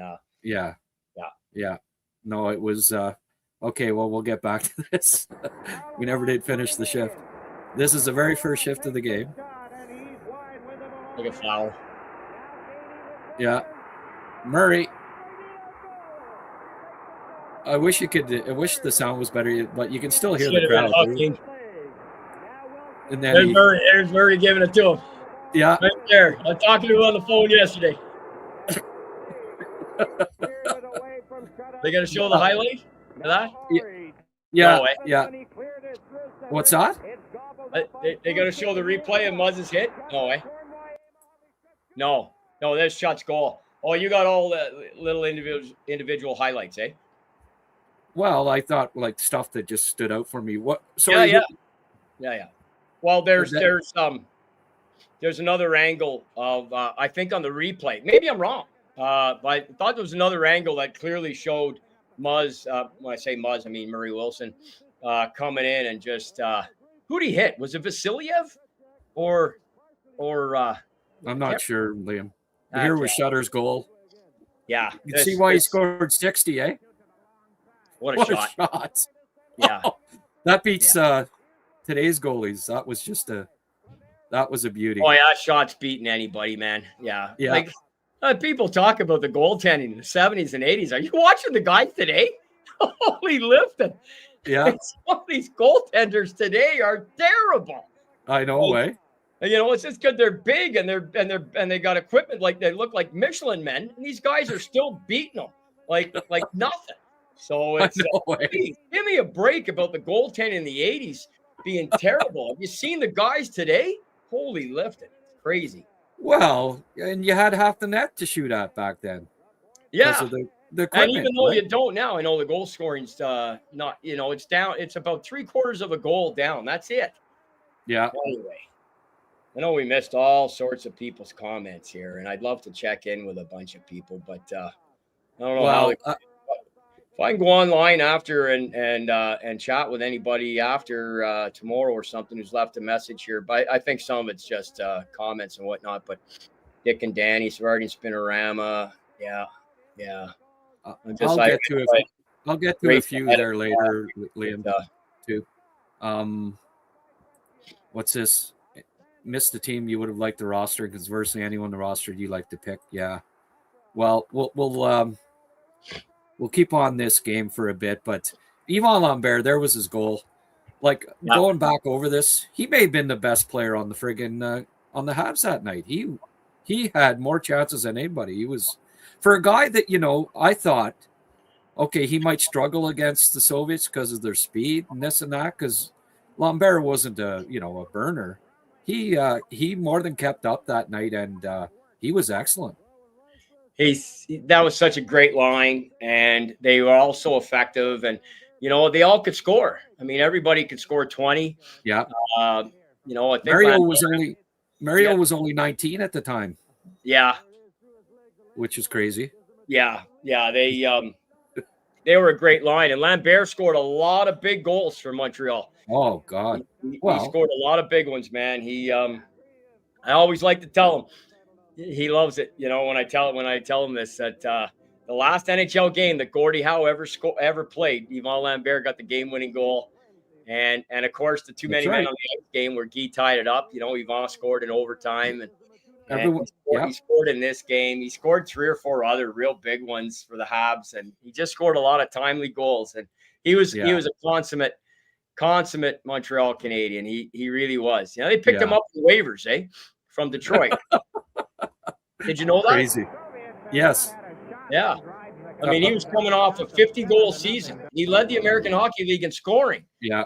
And Detroit put him on waivers. The Habs snap him up. They throw him to Nova Scotia. He's down there. They killed everybody. And then Montreal brings him up, and the rest is history. But it's an amazing story, some of these guys. Doug Jarvis was a Toronto Maple Leaf draft pick. They traded Craig Hubik for Jarvis. Like a lot of these guys, not a lot, Ken Dryden with trade from Boston in 64. Like a lot of key guys, and part of the infrastructure of Montreal came in, via trades in different ways, waivers and whatnot. And yes, the core guys for sure came up the right way, or the way we would expect. But a lot of the guys came in different fashions. So, Frank Mahovlich, perfect example. I mean, thank you, Sam Pollock. Yeah, greatest GM in NHL history by far, bar none. Yep. I just let's see if we can hear this. This is Danny at his best here. And Dick. Settled on the forum as we look at Harry Sinden. The crowd was in a frenzy for the first 8 or 10 minutes and exploded tremendously when the Canadiens got the goals, but it's been rather quiet of late. Well, they've got Scotty outnumbered back of the bench. 3 coaches plus an interpreter. Yeah, there's the 3. They thought that was like, I just, what I find, funny, like, wow, 3 coaches behind the bench and everybody wearing helmets and, like, what's this? Well, they safe to say they're a little ahead of their time when it came to that. The Soviets, you can say what you want, but their training, the fact that, hey, no, you should probably all, like typical Canadians, whatever, for 50 years, we protect our jock. We have a jock strap, but nothing to protect the brain. Like where are our priorities at? Yeah, I remember, but just the I don't know, the machismo of the hockey player in North America, right? Was still on full display at that point. Yeah, we can't be revisionists. It's just the way it was. Yeah, no, I know. I just, that's what I'm not saying it's right or wrong. It's just that's what it was. And but they're like almost mocking that they have 3 other guys standing behind the bench. I know. Well, yeah. What did Fred Shiro do? He had the first assistant coach, did you not? Was Nikolak not the first? Yeah. And they won cups, and then finally, well, wait a sec. These Russian guys keep winning things. Shiro won 2 cups. Maybe there should be an assistant standing behind the bench with the coach. And now there's like about 6. Yeah, too many. Too many. But yeah. It's you're right. It's the way it's gone. It's the way it's evolved, and they were ahead of the game in so many ways. Not the least of which was their training, for sure. That was an eye opener in 72, and I think we borrowed from that and a lot of different things, not just training off the ice, but a lot of their skill set that they pushed forth on the ice at different times. It showed itself in a very positive way, and but they were arch enemy number 1. There's no doubt about it, and any victory against them was phenomenal, and it was a phenomenal rivalry, and I miss them right now from the international scene. There's no doubt about it. I don't know how much longer you got to keep punishing, especially the younger athletes, for what's gone on there. But that's a whole other story that is a very divisive. People can really line up on one side or the other. But I do miss them from the international hockey scene, and I hope they're back sooner rather than later in whatever capacity that how it unfolds. But that's great stuff you got there, Grant. Watching those clips again, man, it just brings me back to that night. Our only source of heat out in that part of the house was an old wood stove, and it was a cold night. I remember in New Year's Eve '75. As I said, it was also a Wednesday, like, and I remember we had that stove just pumping, and there was 4 in their family and 5 in ours, and all 9 of us were in the back kitchen. We got our first color TV in '72. It was just a little. It was probably about a 14, 15 incher, and it's on our little table there in the back, and we're all crammed around it watching. It's unbelievable. It's like Fred Flintstone stuff, That's what it seems like. And we'd only had color TV for 3 years. We only had 3 channels, so you had to walk up and turn them to because if you never knew who you're going to get on Saturday night, right? It's going to be the Leafs or the Habs. Well, if it's the Leafs, you just turned over to CBOFT. Français, and turn on René Lecavalier and Gilles Tremblay. That's right. It's so funny that I watched more games in French than I did probably. I know. Yeah, for sure, because they'd have the Leafs on, and I'd go upstairs. I guess we were affluent at the time, Liam. We had 2 TVs, but nice. 2 black and whites. I'd go upstairs and watch it up. But I remember when our old black and white blew up, and funny you were saying the Flintstones, because as soon as you were talking about it, I was thinking, I was watching the Flintstones, and the tube, you could smell that smell when the tube would or whatever.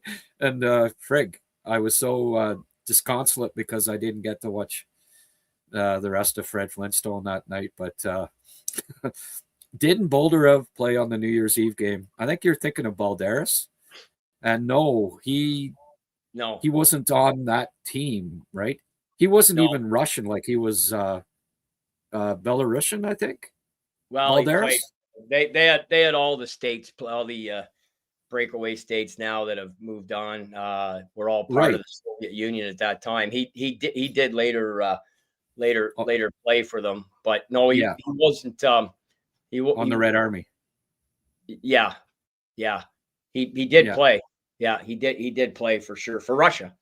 He played internationally, but it's like you know the guy who's played more Olympic hockey games for Russia than anybody is Darius Kasparaitis. He played in 4 Olympics, played 28 games. Nobody else has played more, and he's not even from Russia. He's from Lithuania. I was going to say, yeah. So, you know, well, anyway. and I mean, Scotty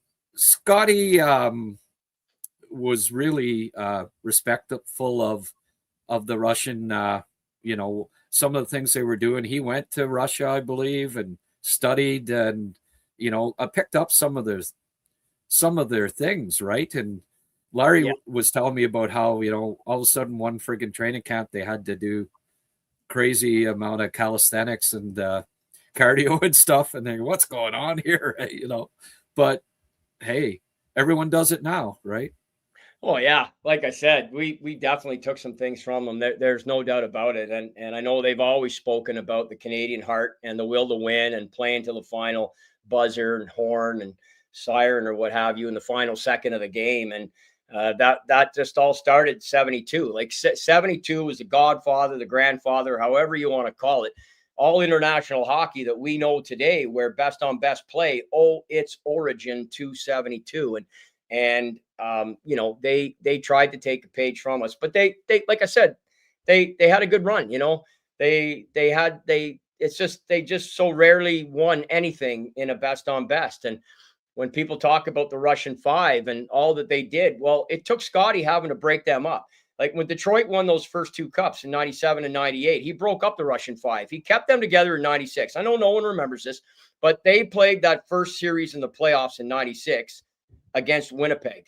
And Winnipeg beat the living shit out of them. And by the time they got to Colorado, Claude Lemieux finished off Draper, and the rest is history. And we know what that started for that rivalry. But Scotty knew that he couldn't put those 5 Russian guys out there at the same time. And he broke that up. And at the same time, you hear all about everything that they did. Well, where were they? I mean, they lost in 84. They lost in 87. They lost in 91. Like, where are they in a best on best? So they're winning a bunch of Olympics where you're beating Eastern Slovenia 22-3. Like, it's not to say they weren't great players, but I just think it gets people want to romanticize and put them on a pedestal and say they were the greatest ever. And, and Larionov was better than Gretzky, or Harlamov is better than Cornway or whatever. Yeah, he was a better overall hockey player. But at the end of the day, if I'm picking on my team and I got my choice of those 2, I'm taking Cornway all day and twice on Sunday, because his compete level to go through a wall was second to none for a guy 5'7" and 178 pounds. And that's the difference. And that was the difference growing up in Canada in the 40s and 50s when he did, versus Harlamov growing up in the Soviet Union when he did. His style was different. He was a great player. I don't think he should be in the Hall of Fame, but he is. So you anoint that and say congratulations. But I would take Cornway over Harlamov any day of the week. Where's your Russian sweater, Liam? You don't have a CCCP? I'm trying to think of a witty comeback. Say, well, have you ever seen me in that? Or you'll see me when I'm buried or something. No, if I ever got buried in that, I'll come out of the grave swinging. But I mean, I'm never going to be a fan of the Russians. However, total respect for those that have come over in the last 50 years and have made a mark. How could you not like Pavel Bure? He's probably one of my favorite of all time to have played in Russia, that played in the NHL. And when you look at Kovalev, you look at some of the love affairs we've had in the last 20 years with them, and they've responded, right? I know there's so much support in Montreal, in the province of Quebec, but I'll just stay citywide for the moment, and how we embrace non-Canadians in that incredible, vibrant city and diversified city. And I think we're so welcoming to so many. And that's why, we'd never like a Finn's a Finn. But if you look at how beloved Saku Koivu was and Mats Naslund was, these is not Drummondville, Quebec, or Three Rivers, Quebec, or Marvelville, Ontario. This is different countries that we're supposed to not like because they played against us internationally. No, we love those guys, and I grew to really admire a lot of Russian players as well. But it's just, I lived through the 90s when so many of those guys got one-way deals because their last name had an OV on the end.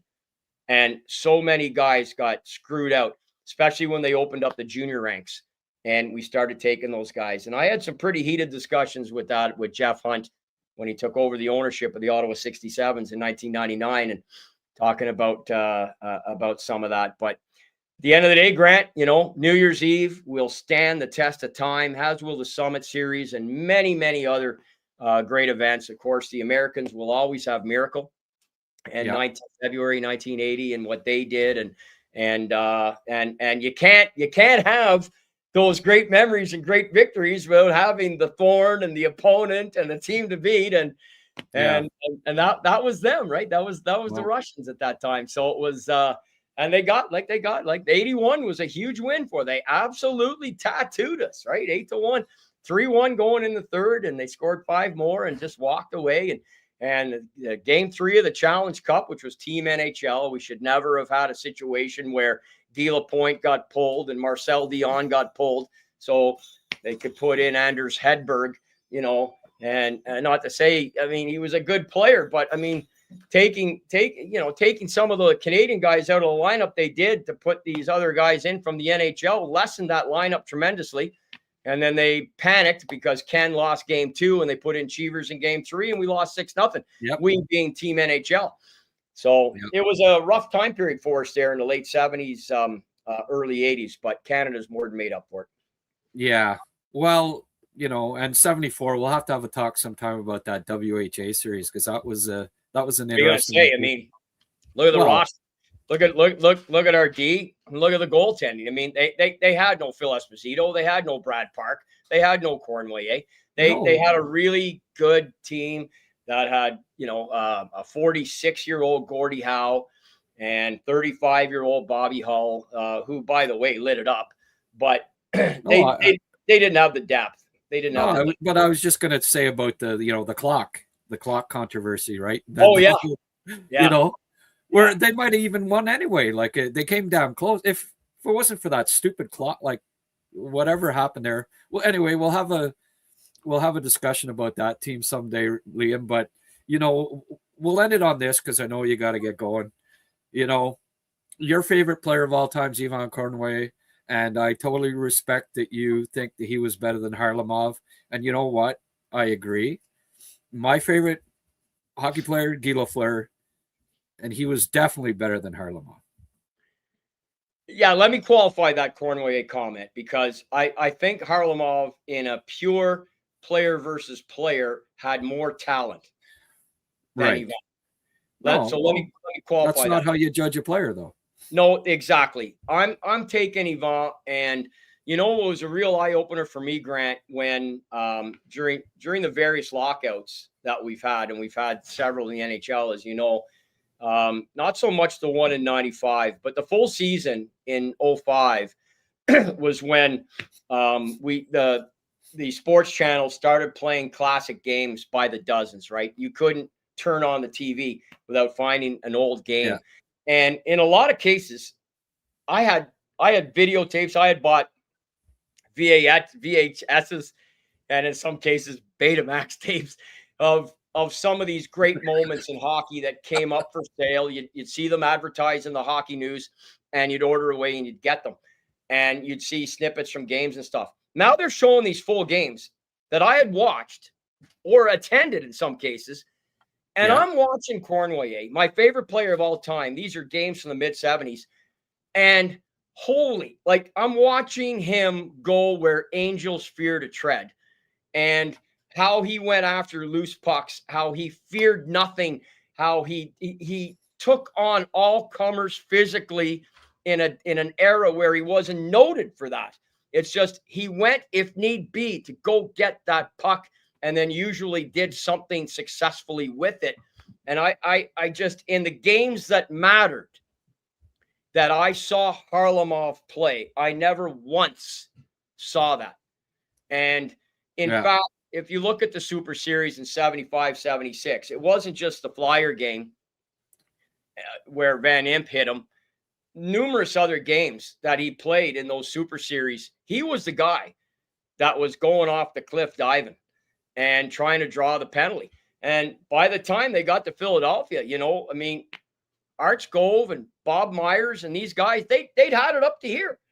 I said, look, we're not falling for it anymore.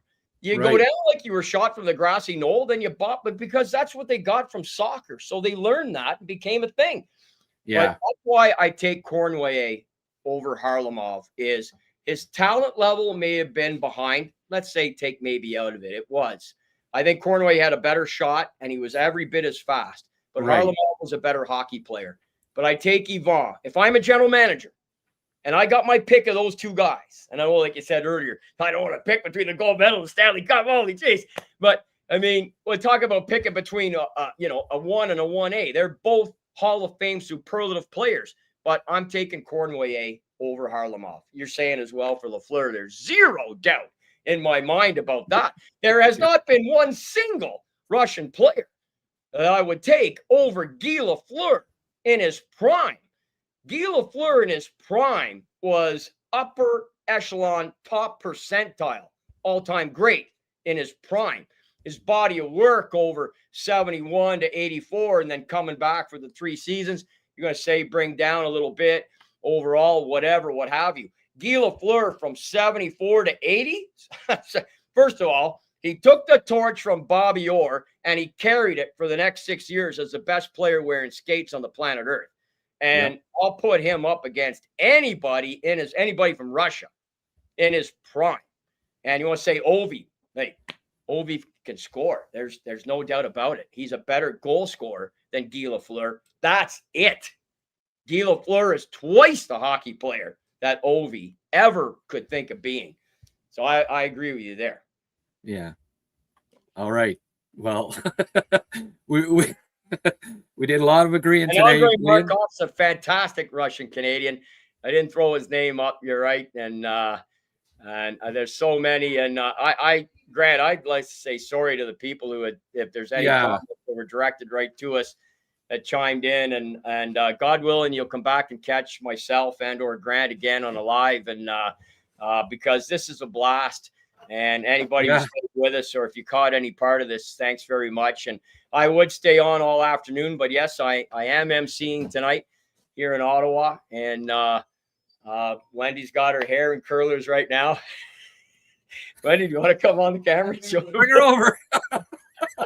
No, she's passing. I'm getting lots of signals from her, Grant. I can't really decipher what they are. One finger salutes or what? Not the one finger salute, but I am emceeing tonight, and it's always a blast to be on the microphone. And I'll probably do a little reminiscing on the microphone tonight about the New Year's Eve game 50 years ago, because, well, not for any other reason, both my parents were still alive, and I'll think back to that night being in our back kitchen. It was such a I look back at it now, no heat out there other than that old wood stove. When you think about it, little TV, 9 of us out there, and that memory will forever stay front and center in my mind. So thank you, Grant, for assembling some of those clips. And I believe you said you'll put it up on Patron, or some people would like to see it. And maybe at a later date we can tackle some of these questions. Again, I personally apologize for not getting to them, and I know we kind of been all over the map a little bit today too with the Who and Zeppelin. I might have gone on a little too long about that Who concert in 82. Oh, no. But at the end of the day, buddy, hey, thanks, man. And it's always a blast. We'll catch up later this week. Go Habs, go. What a road trip. What a game. What a victory last night. Let's keep it going. And we'll talk to everybody in a couple of days. And hope everybody has a happy new year, a safe and happy time. And have a few drinks, and relax and bring in 2026 in style. And remember, if you were old enough, 50 years ago tonight, because it was one hell of a moment. Always awesome to have you on, Liam. Thanks so much, and I'll answer a few of these questions for you. I'll do it in Liam style, maybe. I'll try my best anyway. All right, buddy. Listen, Grant, have a great rest of the day. Happy New Year to you guys, you and your family, and we'll catch up with you in a day or two here, pal. And go Canada, go tonight too against Finland. Okay, thanks, Liam. Love you too, baby. Liam Maguire, folks. Better person on to talk about the 75 New Year's Eve game? I don't think so. I have to apologize. I'm having some eye issues here today. I've got Bell's palsy, and it every now and then it flares up. This eye, this side of my face there, gives me some issues, and my eyes. My eye is red, as you can probably tell, and half closed. So. Apologies for that, but I'm going to keep slugging away for a little bit because I do want to get to some of your comments here. Thank you for tuning in on New Year's Eve. Wayne, hope the Americans don't pick Caulfield or Hudson and will make them weaker. Yeah, there you go. And they'll get to rest up, I guess. But, some people have said, well, I don't want Suzuki going because I want him to be rested up for the. But you know what? It's a thrill of a lifetime for him, and I wanted it for him, and I wanted to have to be on the Canadian Olympic team too. So really, win-win as far as I'm concerned. Jake said it best. Just very happy for Suzuki, and so am I. I mean, you can't tell me that he didn't want to, And as a multi-ethnic Canadian too, it's just cool. The captain of the Montreal Canadiens, and I would have been upset if he didn't get to play. I know. Cirelli, I mean, he helped them win 2 cups, right? But it's been a few years. I mean, Suzuki can do what Cirelli can do for you, right? And I hope at the end of the day that Cooper doesn't say, well, Suzuki's got to sit because I can't sit my guy because he'll be upset. I just hope that's the issue I have. And like Liam said, John Cooper, I respect the man. I think he's a great coach. Said some great things about the Habs after, said they were the better team. And he is a class guy. I do respect John Cooper, but he's in a tough spot with Hagel and Cirelli. For me, wouldn't have been on the team, but how does he not play them? If he doesn't, it's not, you can't, the Hagel and Cirelli can't blame Doug Armstrong at this point, right? They'd be angered at their coach. So, but hey, those two have taken them to the cup, and he knows what they can do. And I expect them to play, and hopefully they play well. It's true the size of the rink is small. Well, that's true. I would have had Ben on the team. Ice is going to be tight, and I want someone who can really clog it, add in his resume, and yeah. Bontoon, Bennett not on the team is nonsense. Well, I would have had him on. A lot of old fossils, yeah. Cooper wants someone he can trust. Cirelli's on the team. I wouldn't have had him, but yeah, well, he knows him, right? Bennett leads the Four Nations and wins the Conn Smythe Trophy. Cut from this team and they take Cirelli. Politics are well at work. Well, there's always going to be some politics. Sweet swing, I agree. Scheifele over Hagel and Cirelli. Who, again, like, you know, this isn't take anything away from those two guys. They're good players. Are they two of the best 14 Canadian forwards right now in hockey? No, not in my mind. And that's not a slight on them. Bennett had a rough start, but he's now on pace over 60. He smiles better than a player like Cirelli. Well, he's grittier. And Bennett in big games is just so good. A good player or players are going to be passed over. Tough decisions. I don't mind the defense. Schaefer as well. He's just too young, I guess. Yeah. I'm not as wary about the defense as Liam. I don't mind it. There's no real shocks for me on defense. Like I even don't mind. Hey, Drew Doughty, the veteran leadership that he'll provide. I mean, he's a gamer. I don't mind Drew Doughty being there, even if he's the spare. There's going to be a spare, right? And it may as well be if it is Doughty. Hey, he's there. He's been there, right? 2010 Olympics, on and on, many times representing Canada. It's nice to have that winning pedigree, leadership, veteran leadership from a blue liner like him. But you know, like none of the other guys have his resume, right? When it comes to everything that he's been in, none of those guys are like. There's some vets there, but not true vets like Doughty. So, you know, not many teams win Stanley Cups without a mid-30s vet that's been there, done that. And that's what Doughty is in this group. So for me, I get why Doughty's there. I don't have a big issue with it, to be honest with you. And the goaltending, I'm not surprised by. Kemper's been really good LA this year. Thompson, I'm glad that he got named this time over Monty. I agree with that.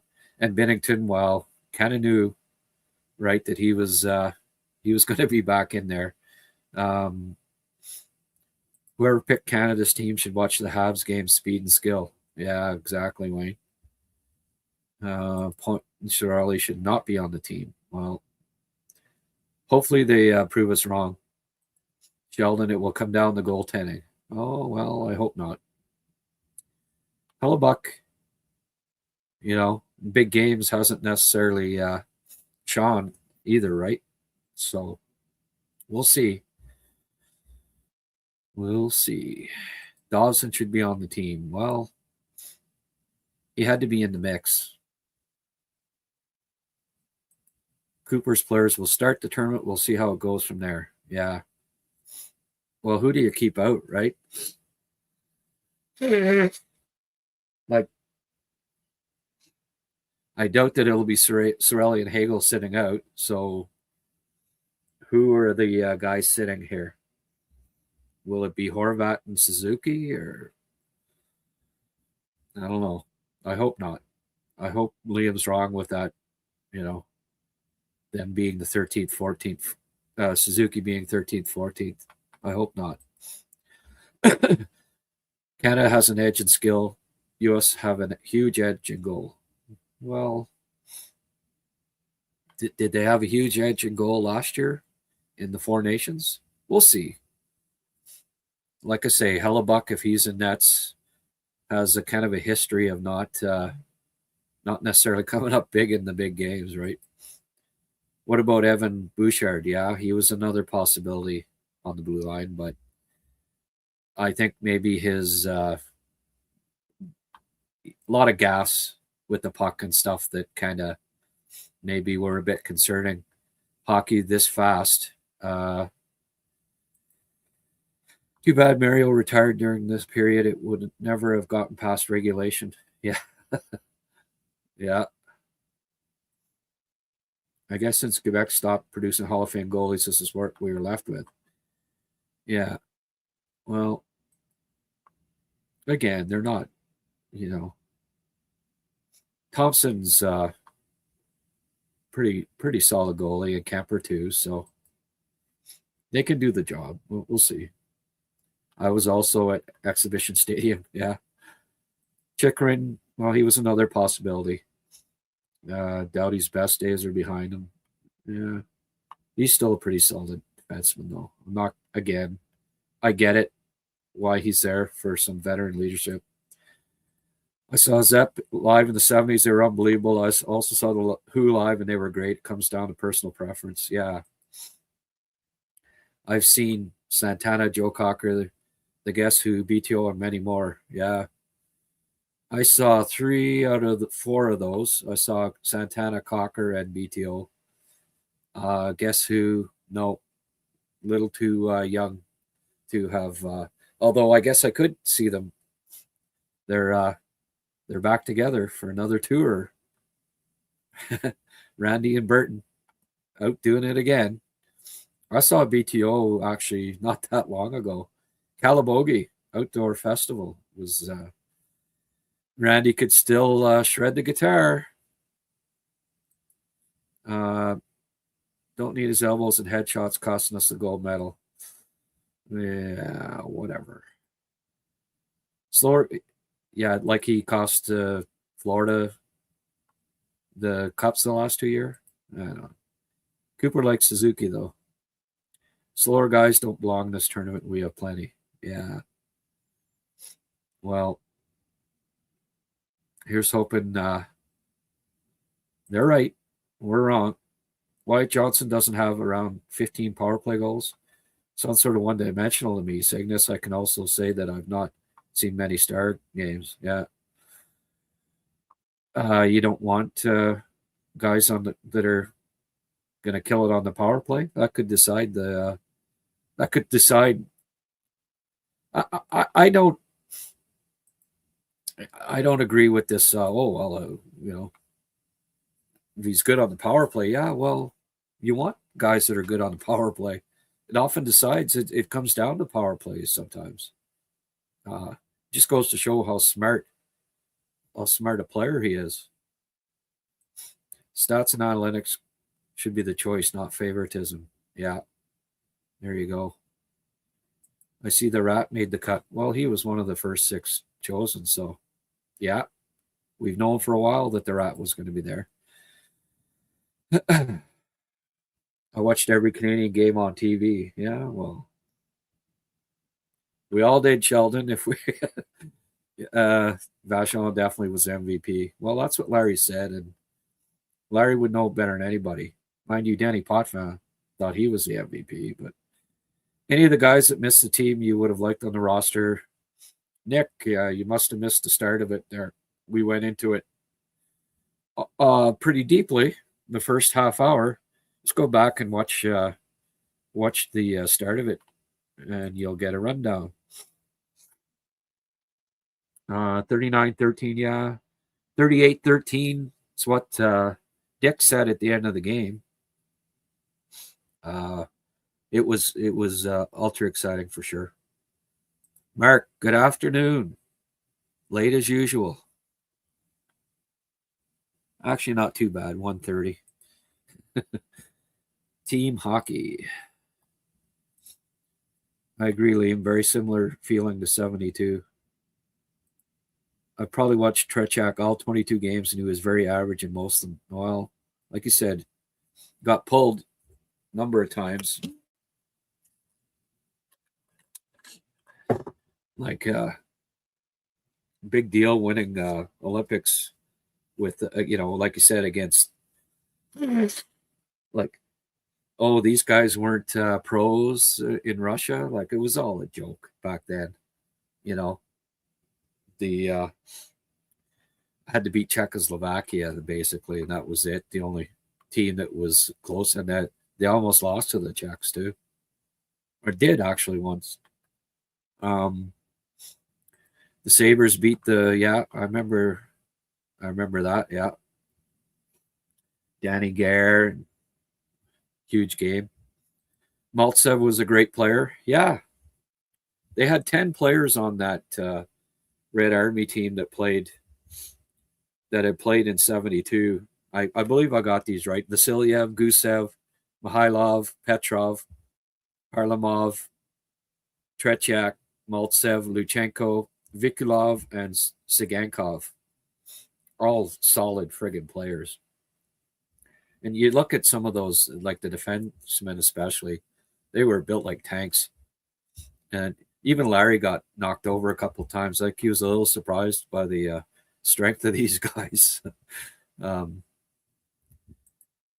He said that he told me like running into these guys was like running into a brick wall sometimes.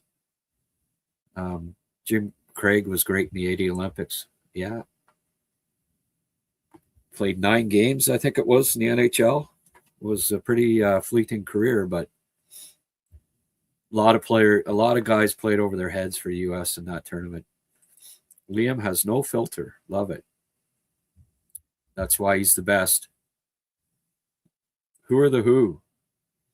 Yeah, guess who? It's totally different hockey in the 70s. Dick and Danny were the best. Savardian, Spin, and Rama. Everyone up for the face-off. I spent many Saturday nights listening to Danny and Dick. I was fortunate to listen to them and watch such great teams during the 70s. They were a true dynasty with superstars. Yeah. Lots of non-calls in that game. Oh, yeah. Both ways. LaFleur, Wilson, and Gainey. Yep. They wanted the 3 fastest guys together against the Mihailov line. And they did a great job. He was superior in skill to Ivan. Yeah, well, better lateral agility, stick handling, but Ivan was direct, straight to the net, full speed ahead, and balls to the wall. I agree with Liam where,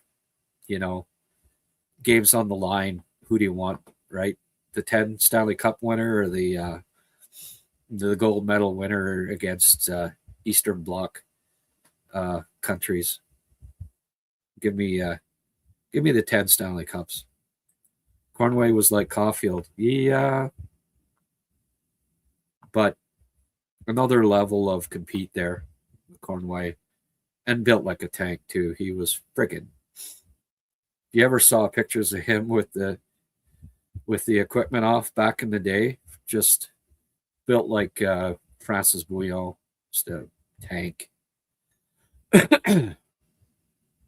Awesome Suzuki is an Olympian. Yes, it is very awesome. And again, guys, thanks for the contributions last night.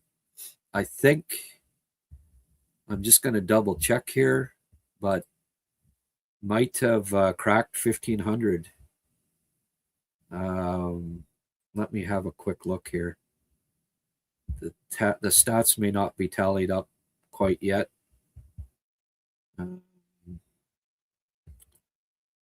Just give me 2 secs.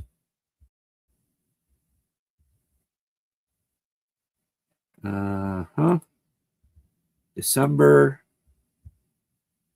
Oh, it's saying 1451. Getting close, folks. Today's the last day. We can crack 1,500. I have a feeling that that's going to happen. So everybody going to show up? Not everybody, but I hope a few you can show up tonight. I'm going to do a New Year's Eve after the big game. Hi, Liam. Hi, Grant. Hey, John. Newest regular. What happened to Frank?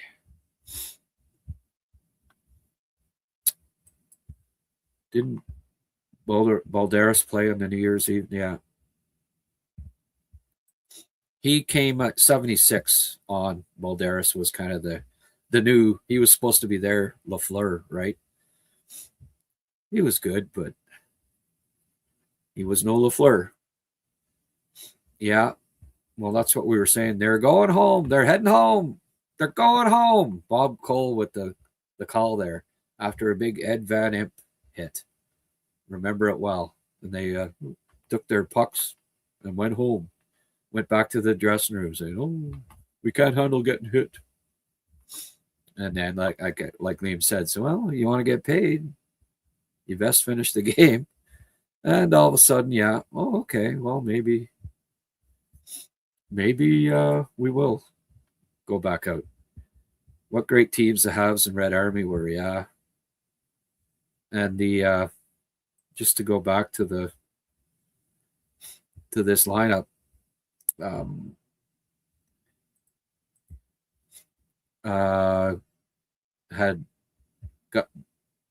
was 10 players on the Red Army that were at the 72 series. For Montreal, it was Pete Mahovlich, Yvan Cournoyer, Savard, Lapointe, Ori, and Dryden.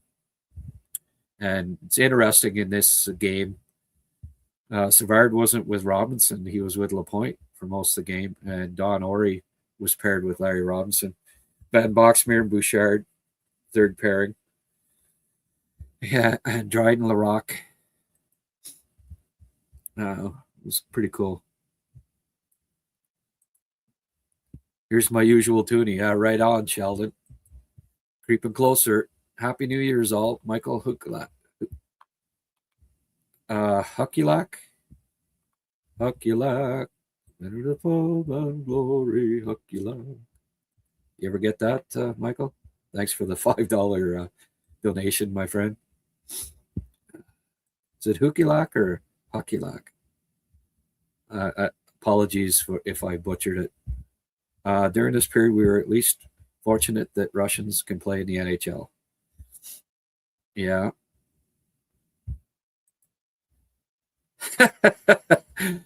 They had the coaches, parenthesis, on the bench to stop the players from defecting. Yeah. Pretty funny. Shiro was a student of Russian hockey. Yes, he was. But so was Scotty. Scotty made trip over too. Can you imagine if, where was this? They got Lambert from Detroit. Lambert from Detroit, yeah.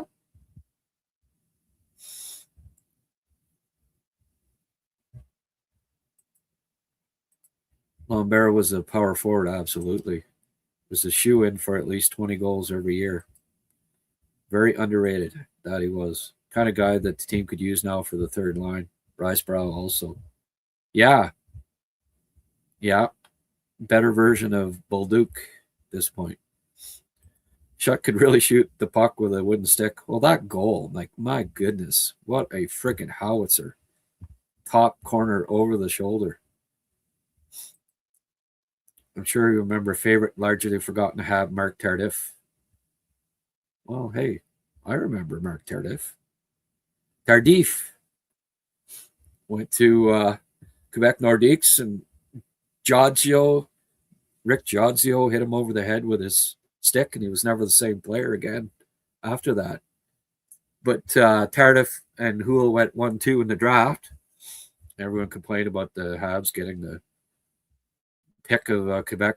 And this was last year before they went to the modern NHL draft. And Tardif was a hell of a player. He'd have been a regular 40-goal scorer for the Habs in the mid to late 70s if he just stuck around. Went to the WHL, and well, he had that one absolutely fantastic year, 76 goals or 70 some goals. This was before Gretzky hit with the 92. He had basically matched what Espo had done in the NHL. And yeah, he was a superstar for the Nordiques, for sure. WHA. What happened to Frank? Well, Frank was long gone. Mahovlich, you mean? He was long gone at that point to the WHA. Toronto Toros. Signed with Toronto. He was one of the Habs players. There weren't many, but there were a few. Tardif and Houle and Mahovlich and Tremblay. Actually, there were 4 anyway that made the jump from to the WHA. And Frank went to Toronto Toros, and then who became the Birmingham Bulls. That's where he ended his career.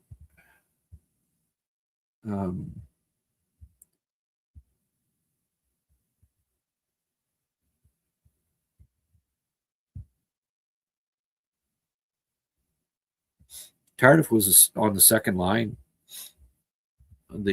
last year with the Habs, but be the star in Quebec, and they offered him a lot of money. They did the same with Guy.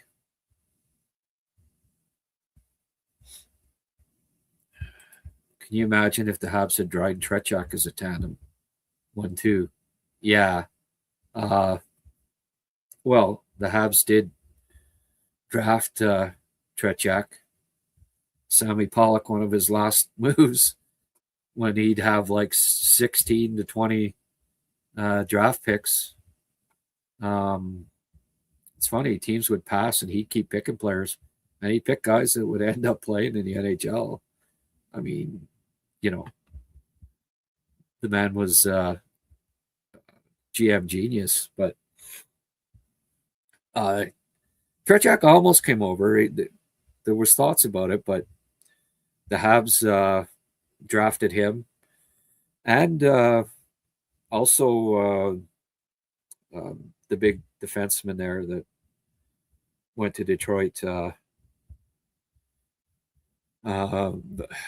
Why am I not thinking of his name? He was part of the five, the Russian five. Kazatonov, and wasn't Kazatonov, but it was you guys know who I'm talking about.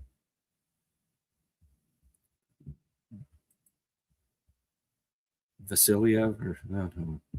They had coaches, yeah. Roger Doucette singing the national anthem. You bet.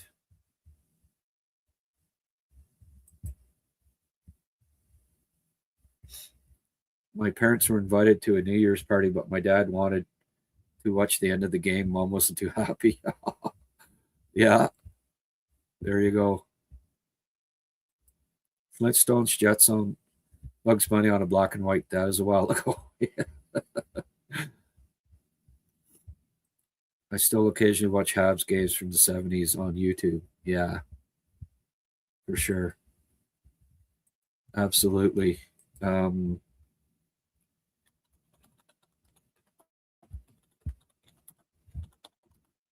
Yeah.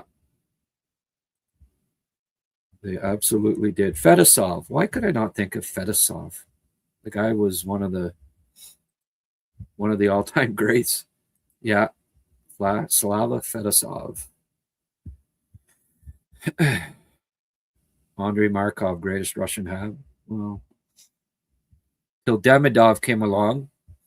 He is for now, but someday it'll be Demi. 72 series changed hockey. Yes, did. I don't get the Stone and Doughty picks. I'm with you.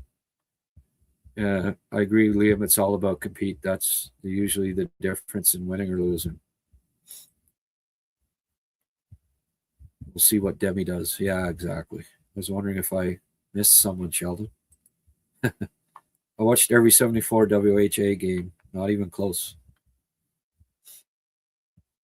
Yeah, but if it wasn't for that clock thing and Hull, the Hull goal stands, they could have still tied the series or something. It was they gave them a better run than I thought they would. The Habs won in 73. All the kids wanted to be Cornwall. Oh man, was that the year he had like 15 goals? He was great. I have two favorite players, Lafleur and Lemieux. Yeah. I can remember going into Doug Lowry's Sporting Goods and getting myself a Guy Lafleur sweater. Bill Barber, the diver. He was best diver in the game. Well, North America, but the Russians. Whoa. I think maybe Shiro brought that over and said, yeah, dive like these guys, Bill. Habs pants because of Mario. Yeah. Lafleur was the greatest player in the late 70s, but early 70s, Bobby Orr. No doubt. Great show, Liam. I love your passion. Yeah. Who's the second greatest Russian Hab? Oleg Petrov? Kovalev? Markov, Kovalev would be the two greatest. Would they not? Malahov, yeah. No, he was the best skier. Russian skier. Igor Ulanov. Friggin' Ulanov.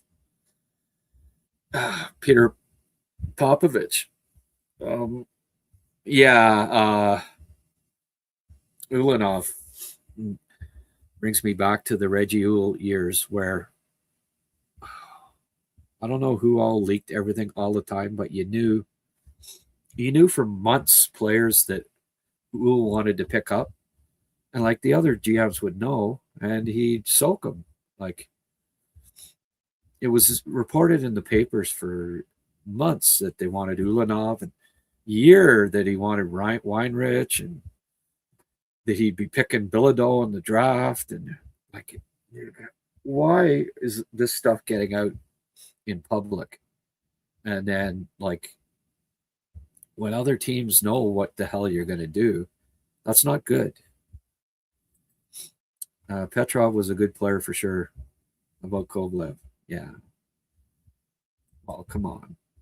Kovalev was better than, I liked Oleg Petrov, but no contest.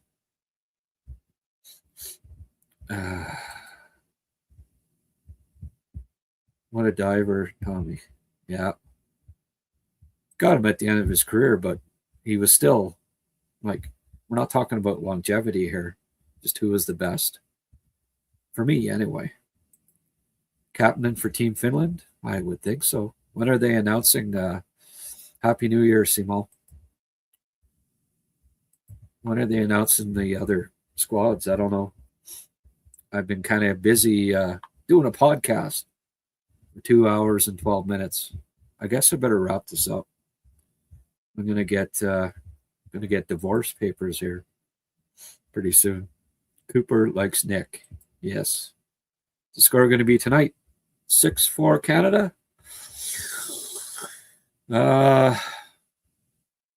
Sure. I'll go with that. I would take Schaefer over Sanheim or Doughty, but I can understand. But Stone, I don't get it. Yeah.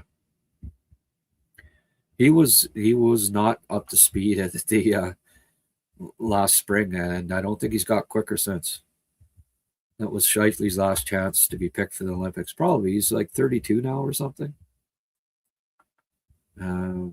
When's the American team announced? I don't know. 2 January. That's true, Grant. Good point. Which of my many, many good points are you referring to, Sheldon? Too bad Team Russia's not invited. Yeah, well, too bad they invaded Ukraine.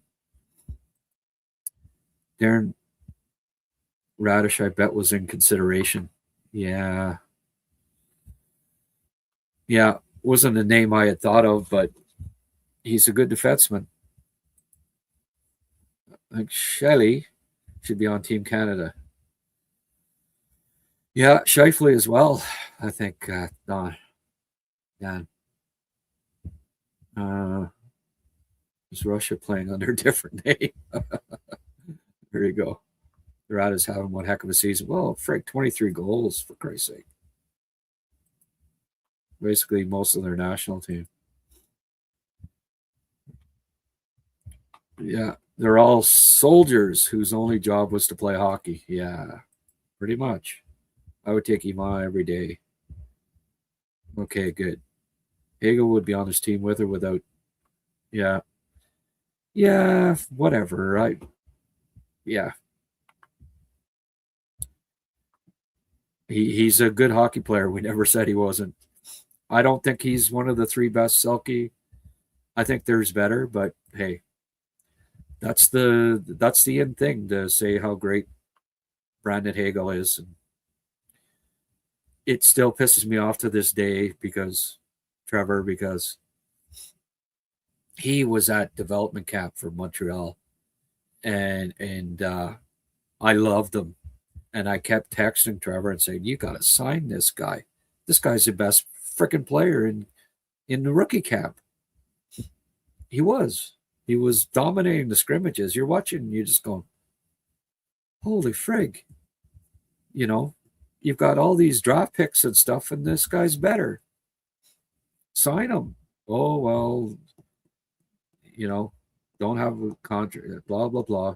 And they end up signing these Quebec League guys that never freaking played above the ECHL.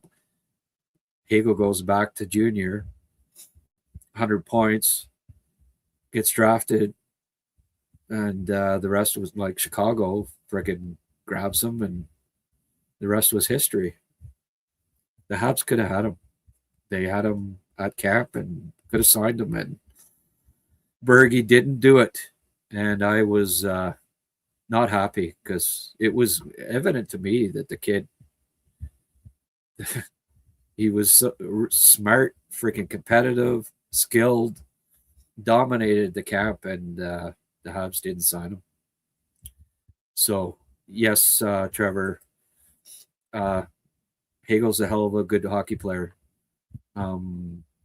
And maybe he would be on the team with or without Cooper, but there's 14 other really good hockey players too. I wouldn't have him ahead of Bedard. I wouldn't have him ahead of Scheifele. I wouldn't have him ahead of Bennett for this team, but you can make the arguments both ways. Certainly, as I said, none of the guys on forwards on the team, with a possible exception, I think, of Stone, will probably hurt the team.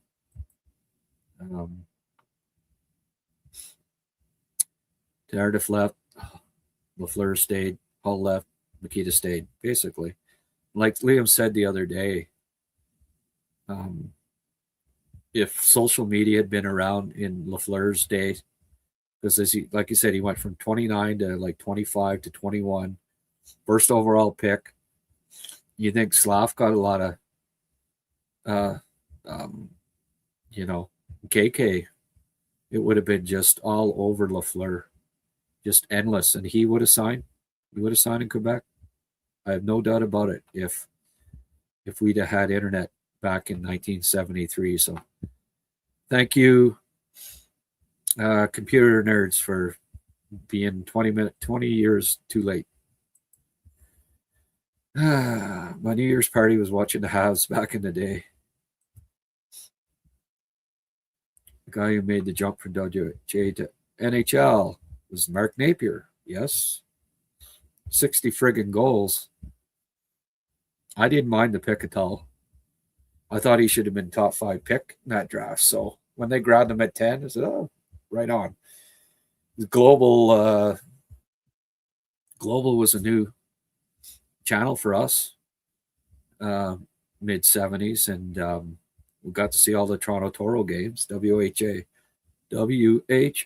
come on and get ready, hey, hey, hey. Anyone remember the theme song? I still remember that. And Toronto Toros, Mark Napier, Shotgun Simpson, Vasilov Nedomansky, all those guys. I cheered for the Toros in the WHA, and I was happy when they picked Napier. Little did I know that Mike Bossy would become the superstar that he was, but a noted pugilist. Yeah, that was That sounds like a Danny Galvanism. Ulanov had a great hip check, but very average defenseman. Yeah, pretty much.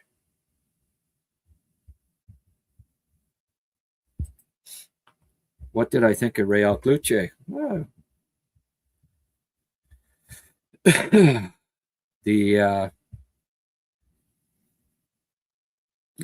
good offensive player.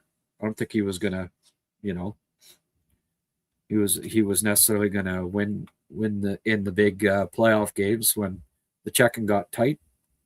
I wouldn't call him a guy that would go to the tough areas necessarily, but he was a good goal scorer, really good in the WHA, and then came to the NHL and did the same thing. Blaine Stoughton was another one, right? Cincinnati Stingers, and then came to Hartford and had maybe 2 60-goal seasons or something like that. There were a few guys that made the jump that were pretty good in the WHA that were able to do it for a while in the NHL. Cluche and Stoughton being 2 of them. Tommy Shotgun Simpson, yep. First Toronto player to pop 50 goals in a season. That he was.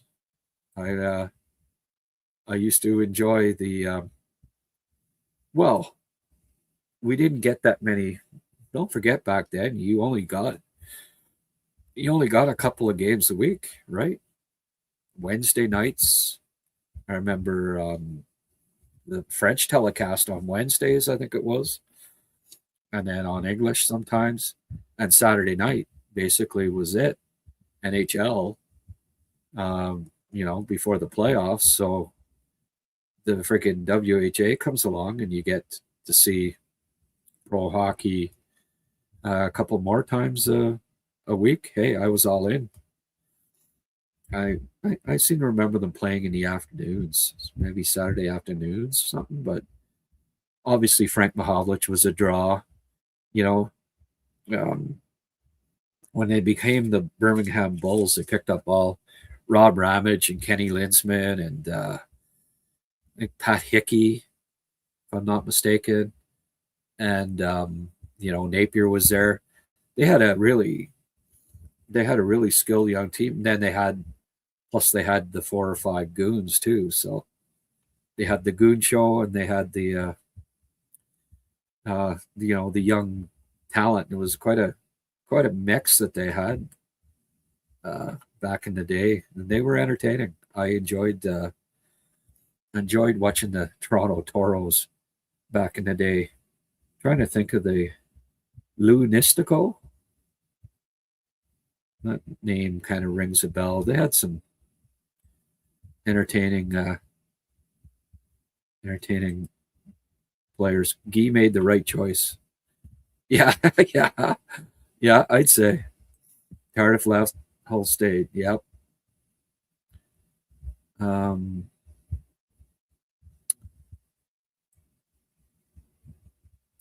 Michael will always be a rat in my eyes.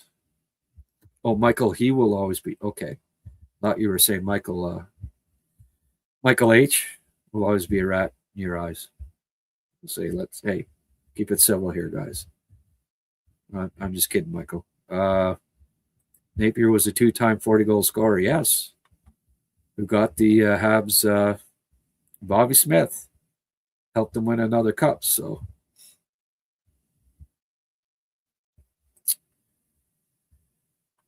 Stoughton. And Paul Henderson, yeah. Paul Henderson, of course, was Toronto Toro. Yeah. Do I remember Goss? Goss? No.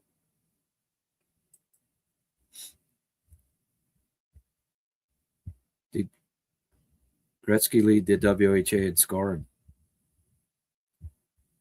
Well, he started out with Indianapolis Racers and got sold to Edmonton. The owner, Nelson Scalabania, I think it was, needed the money. And just like Pocklington later needed the money, the 2 times that Gretzky got dealt was for money. And yeah, he was, did he win the scoring race? I don't remember exactly, but he was right at the top of the scoring race. As a friggin' 18-year-old, it was crazy. Do I remember Gordie Lane? Well, yeah, New York Islanders, big defenseman. I certainly do. Jim Dory was there. He was nuts. Yeah. Oh, they had Frank Seldom beaten. They had 3 or 4 guys that were tough cookies. Frank Beaton was one of them. Their last year in Birmingham, I remember looking at the stats, and it was just crazy. I'll just bring it up here because my memory's not quite what it used to be. But their roster, they had Frank Beaton, Steve Durbano, Gilles Bilodeau, Serge Boisdin, all 100 plus. Well, Dave Hansen, one of the Hansen brothers, Rod Langway, of course. Dale Hoganson even played that year. But these guys that I'm naming, were all 200 plus. Durbano was the craziest guy that ever played in the NHL. Larry Robinson told me stories about him that would just make your head shake. He was Larry's, just, probably wasn't afraid too many guys, but he said that guy was just playing crazy, and off the ice as well as on the ice. But Hansen, Beaton, and Durbano were all on that team with all the kids. Peter Marin, I remember him too. Tony Cosolato, John Stewart, Phil Roberto even played. Jim Turkowitz was a decent pro defenseman too. They had a half decent team. They just lacking a little bit of experience. That first year, Netamatsky was the star. Gavin Kirk, Henderson, of course, Richard Farda, Jeff Jakes, Turkowitz, as I mentioned, Lou Nistico, Leapin' Lou, Jean-Luc Faneuf, Tony Featherstone, who played with Larry Robinson in Nova Scotia when he was in the AHL. Larry said he was pound for pound one of the toughest players he ever saw. He guess he had arms, he said, that were just down to his ankles. Fans in Winnipeg always wanted to see the Jets play the Habs, thinking they could beat the Habs. I always had arguments. Oh yeah, no.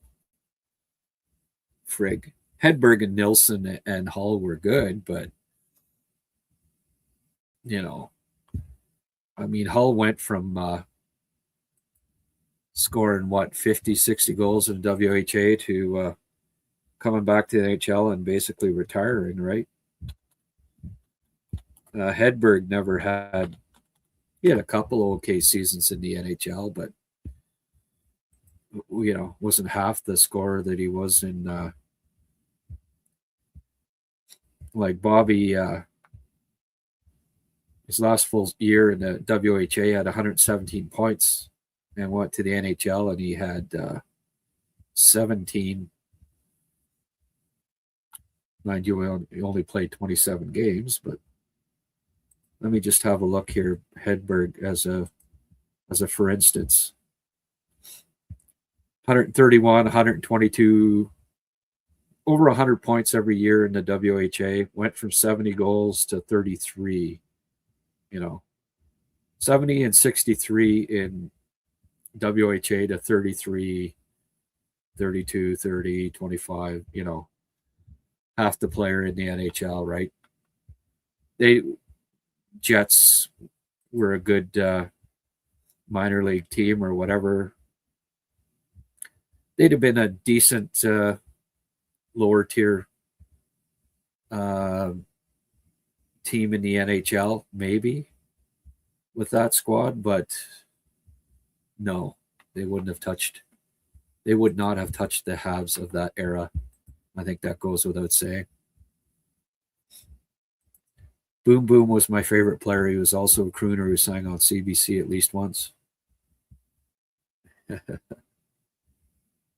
Yeah.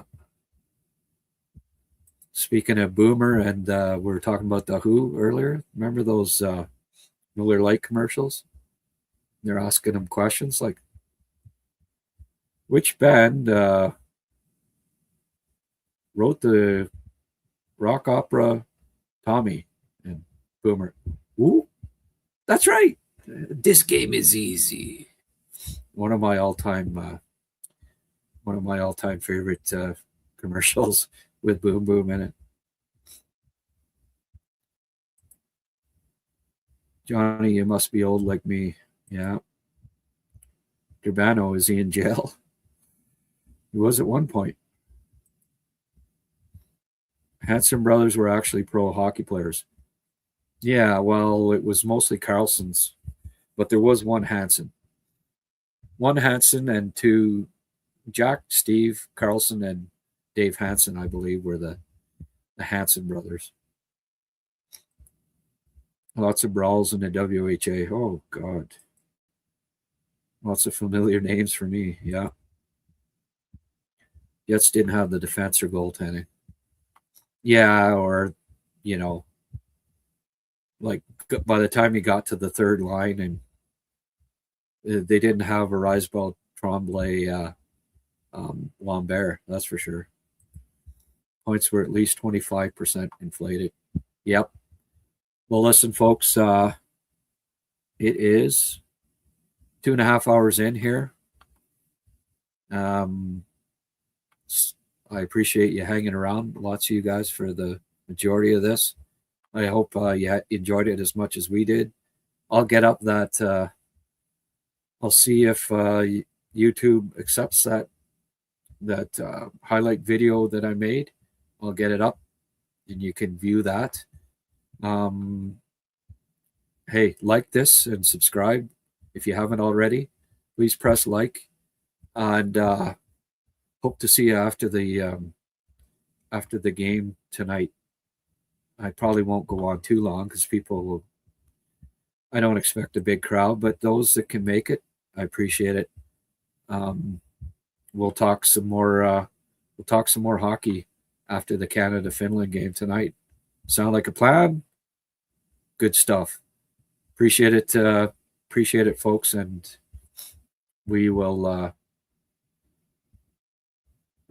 talk to you. I always say what?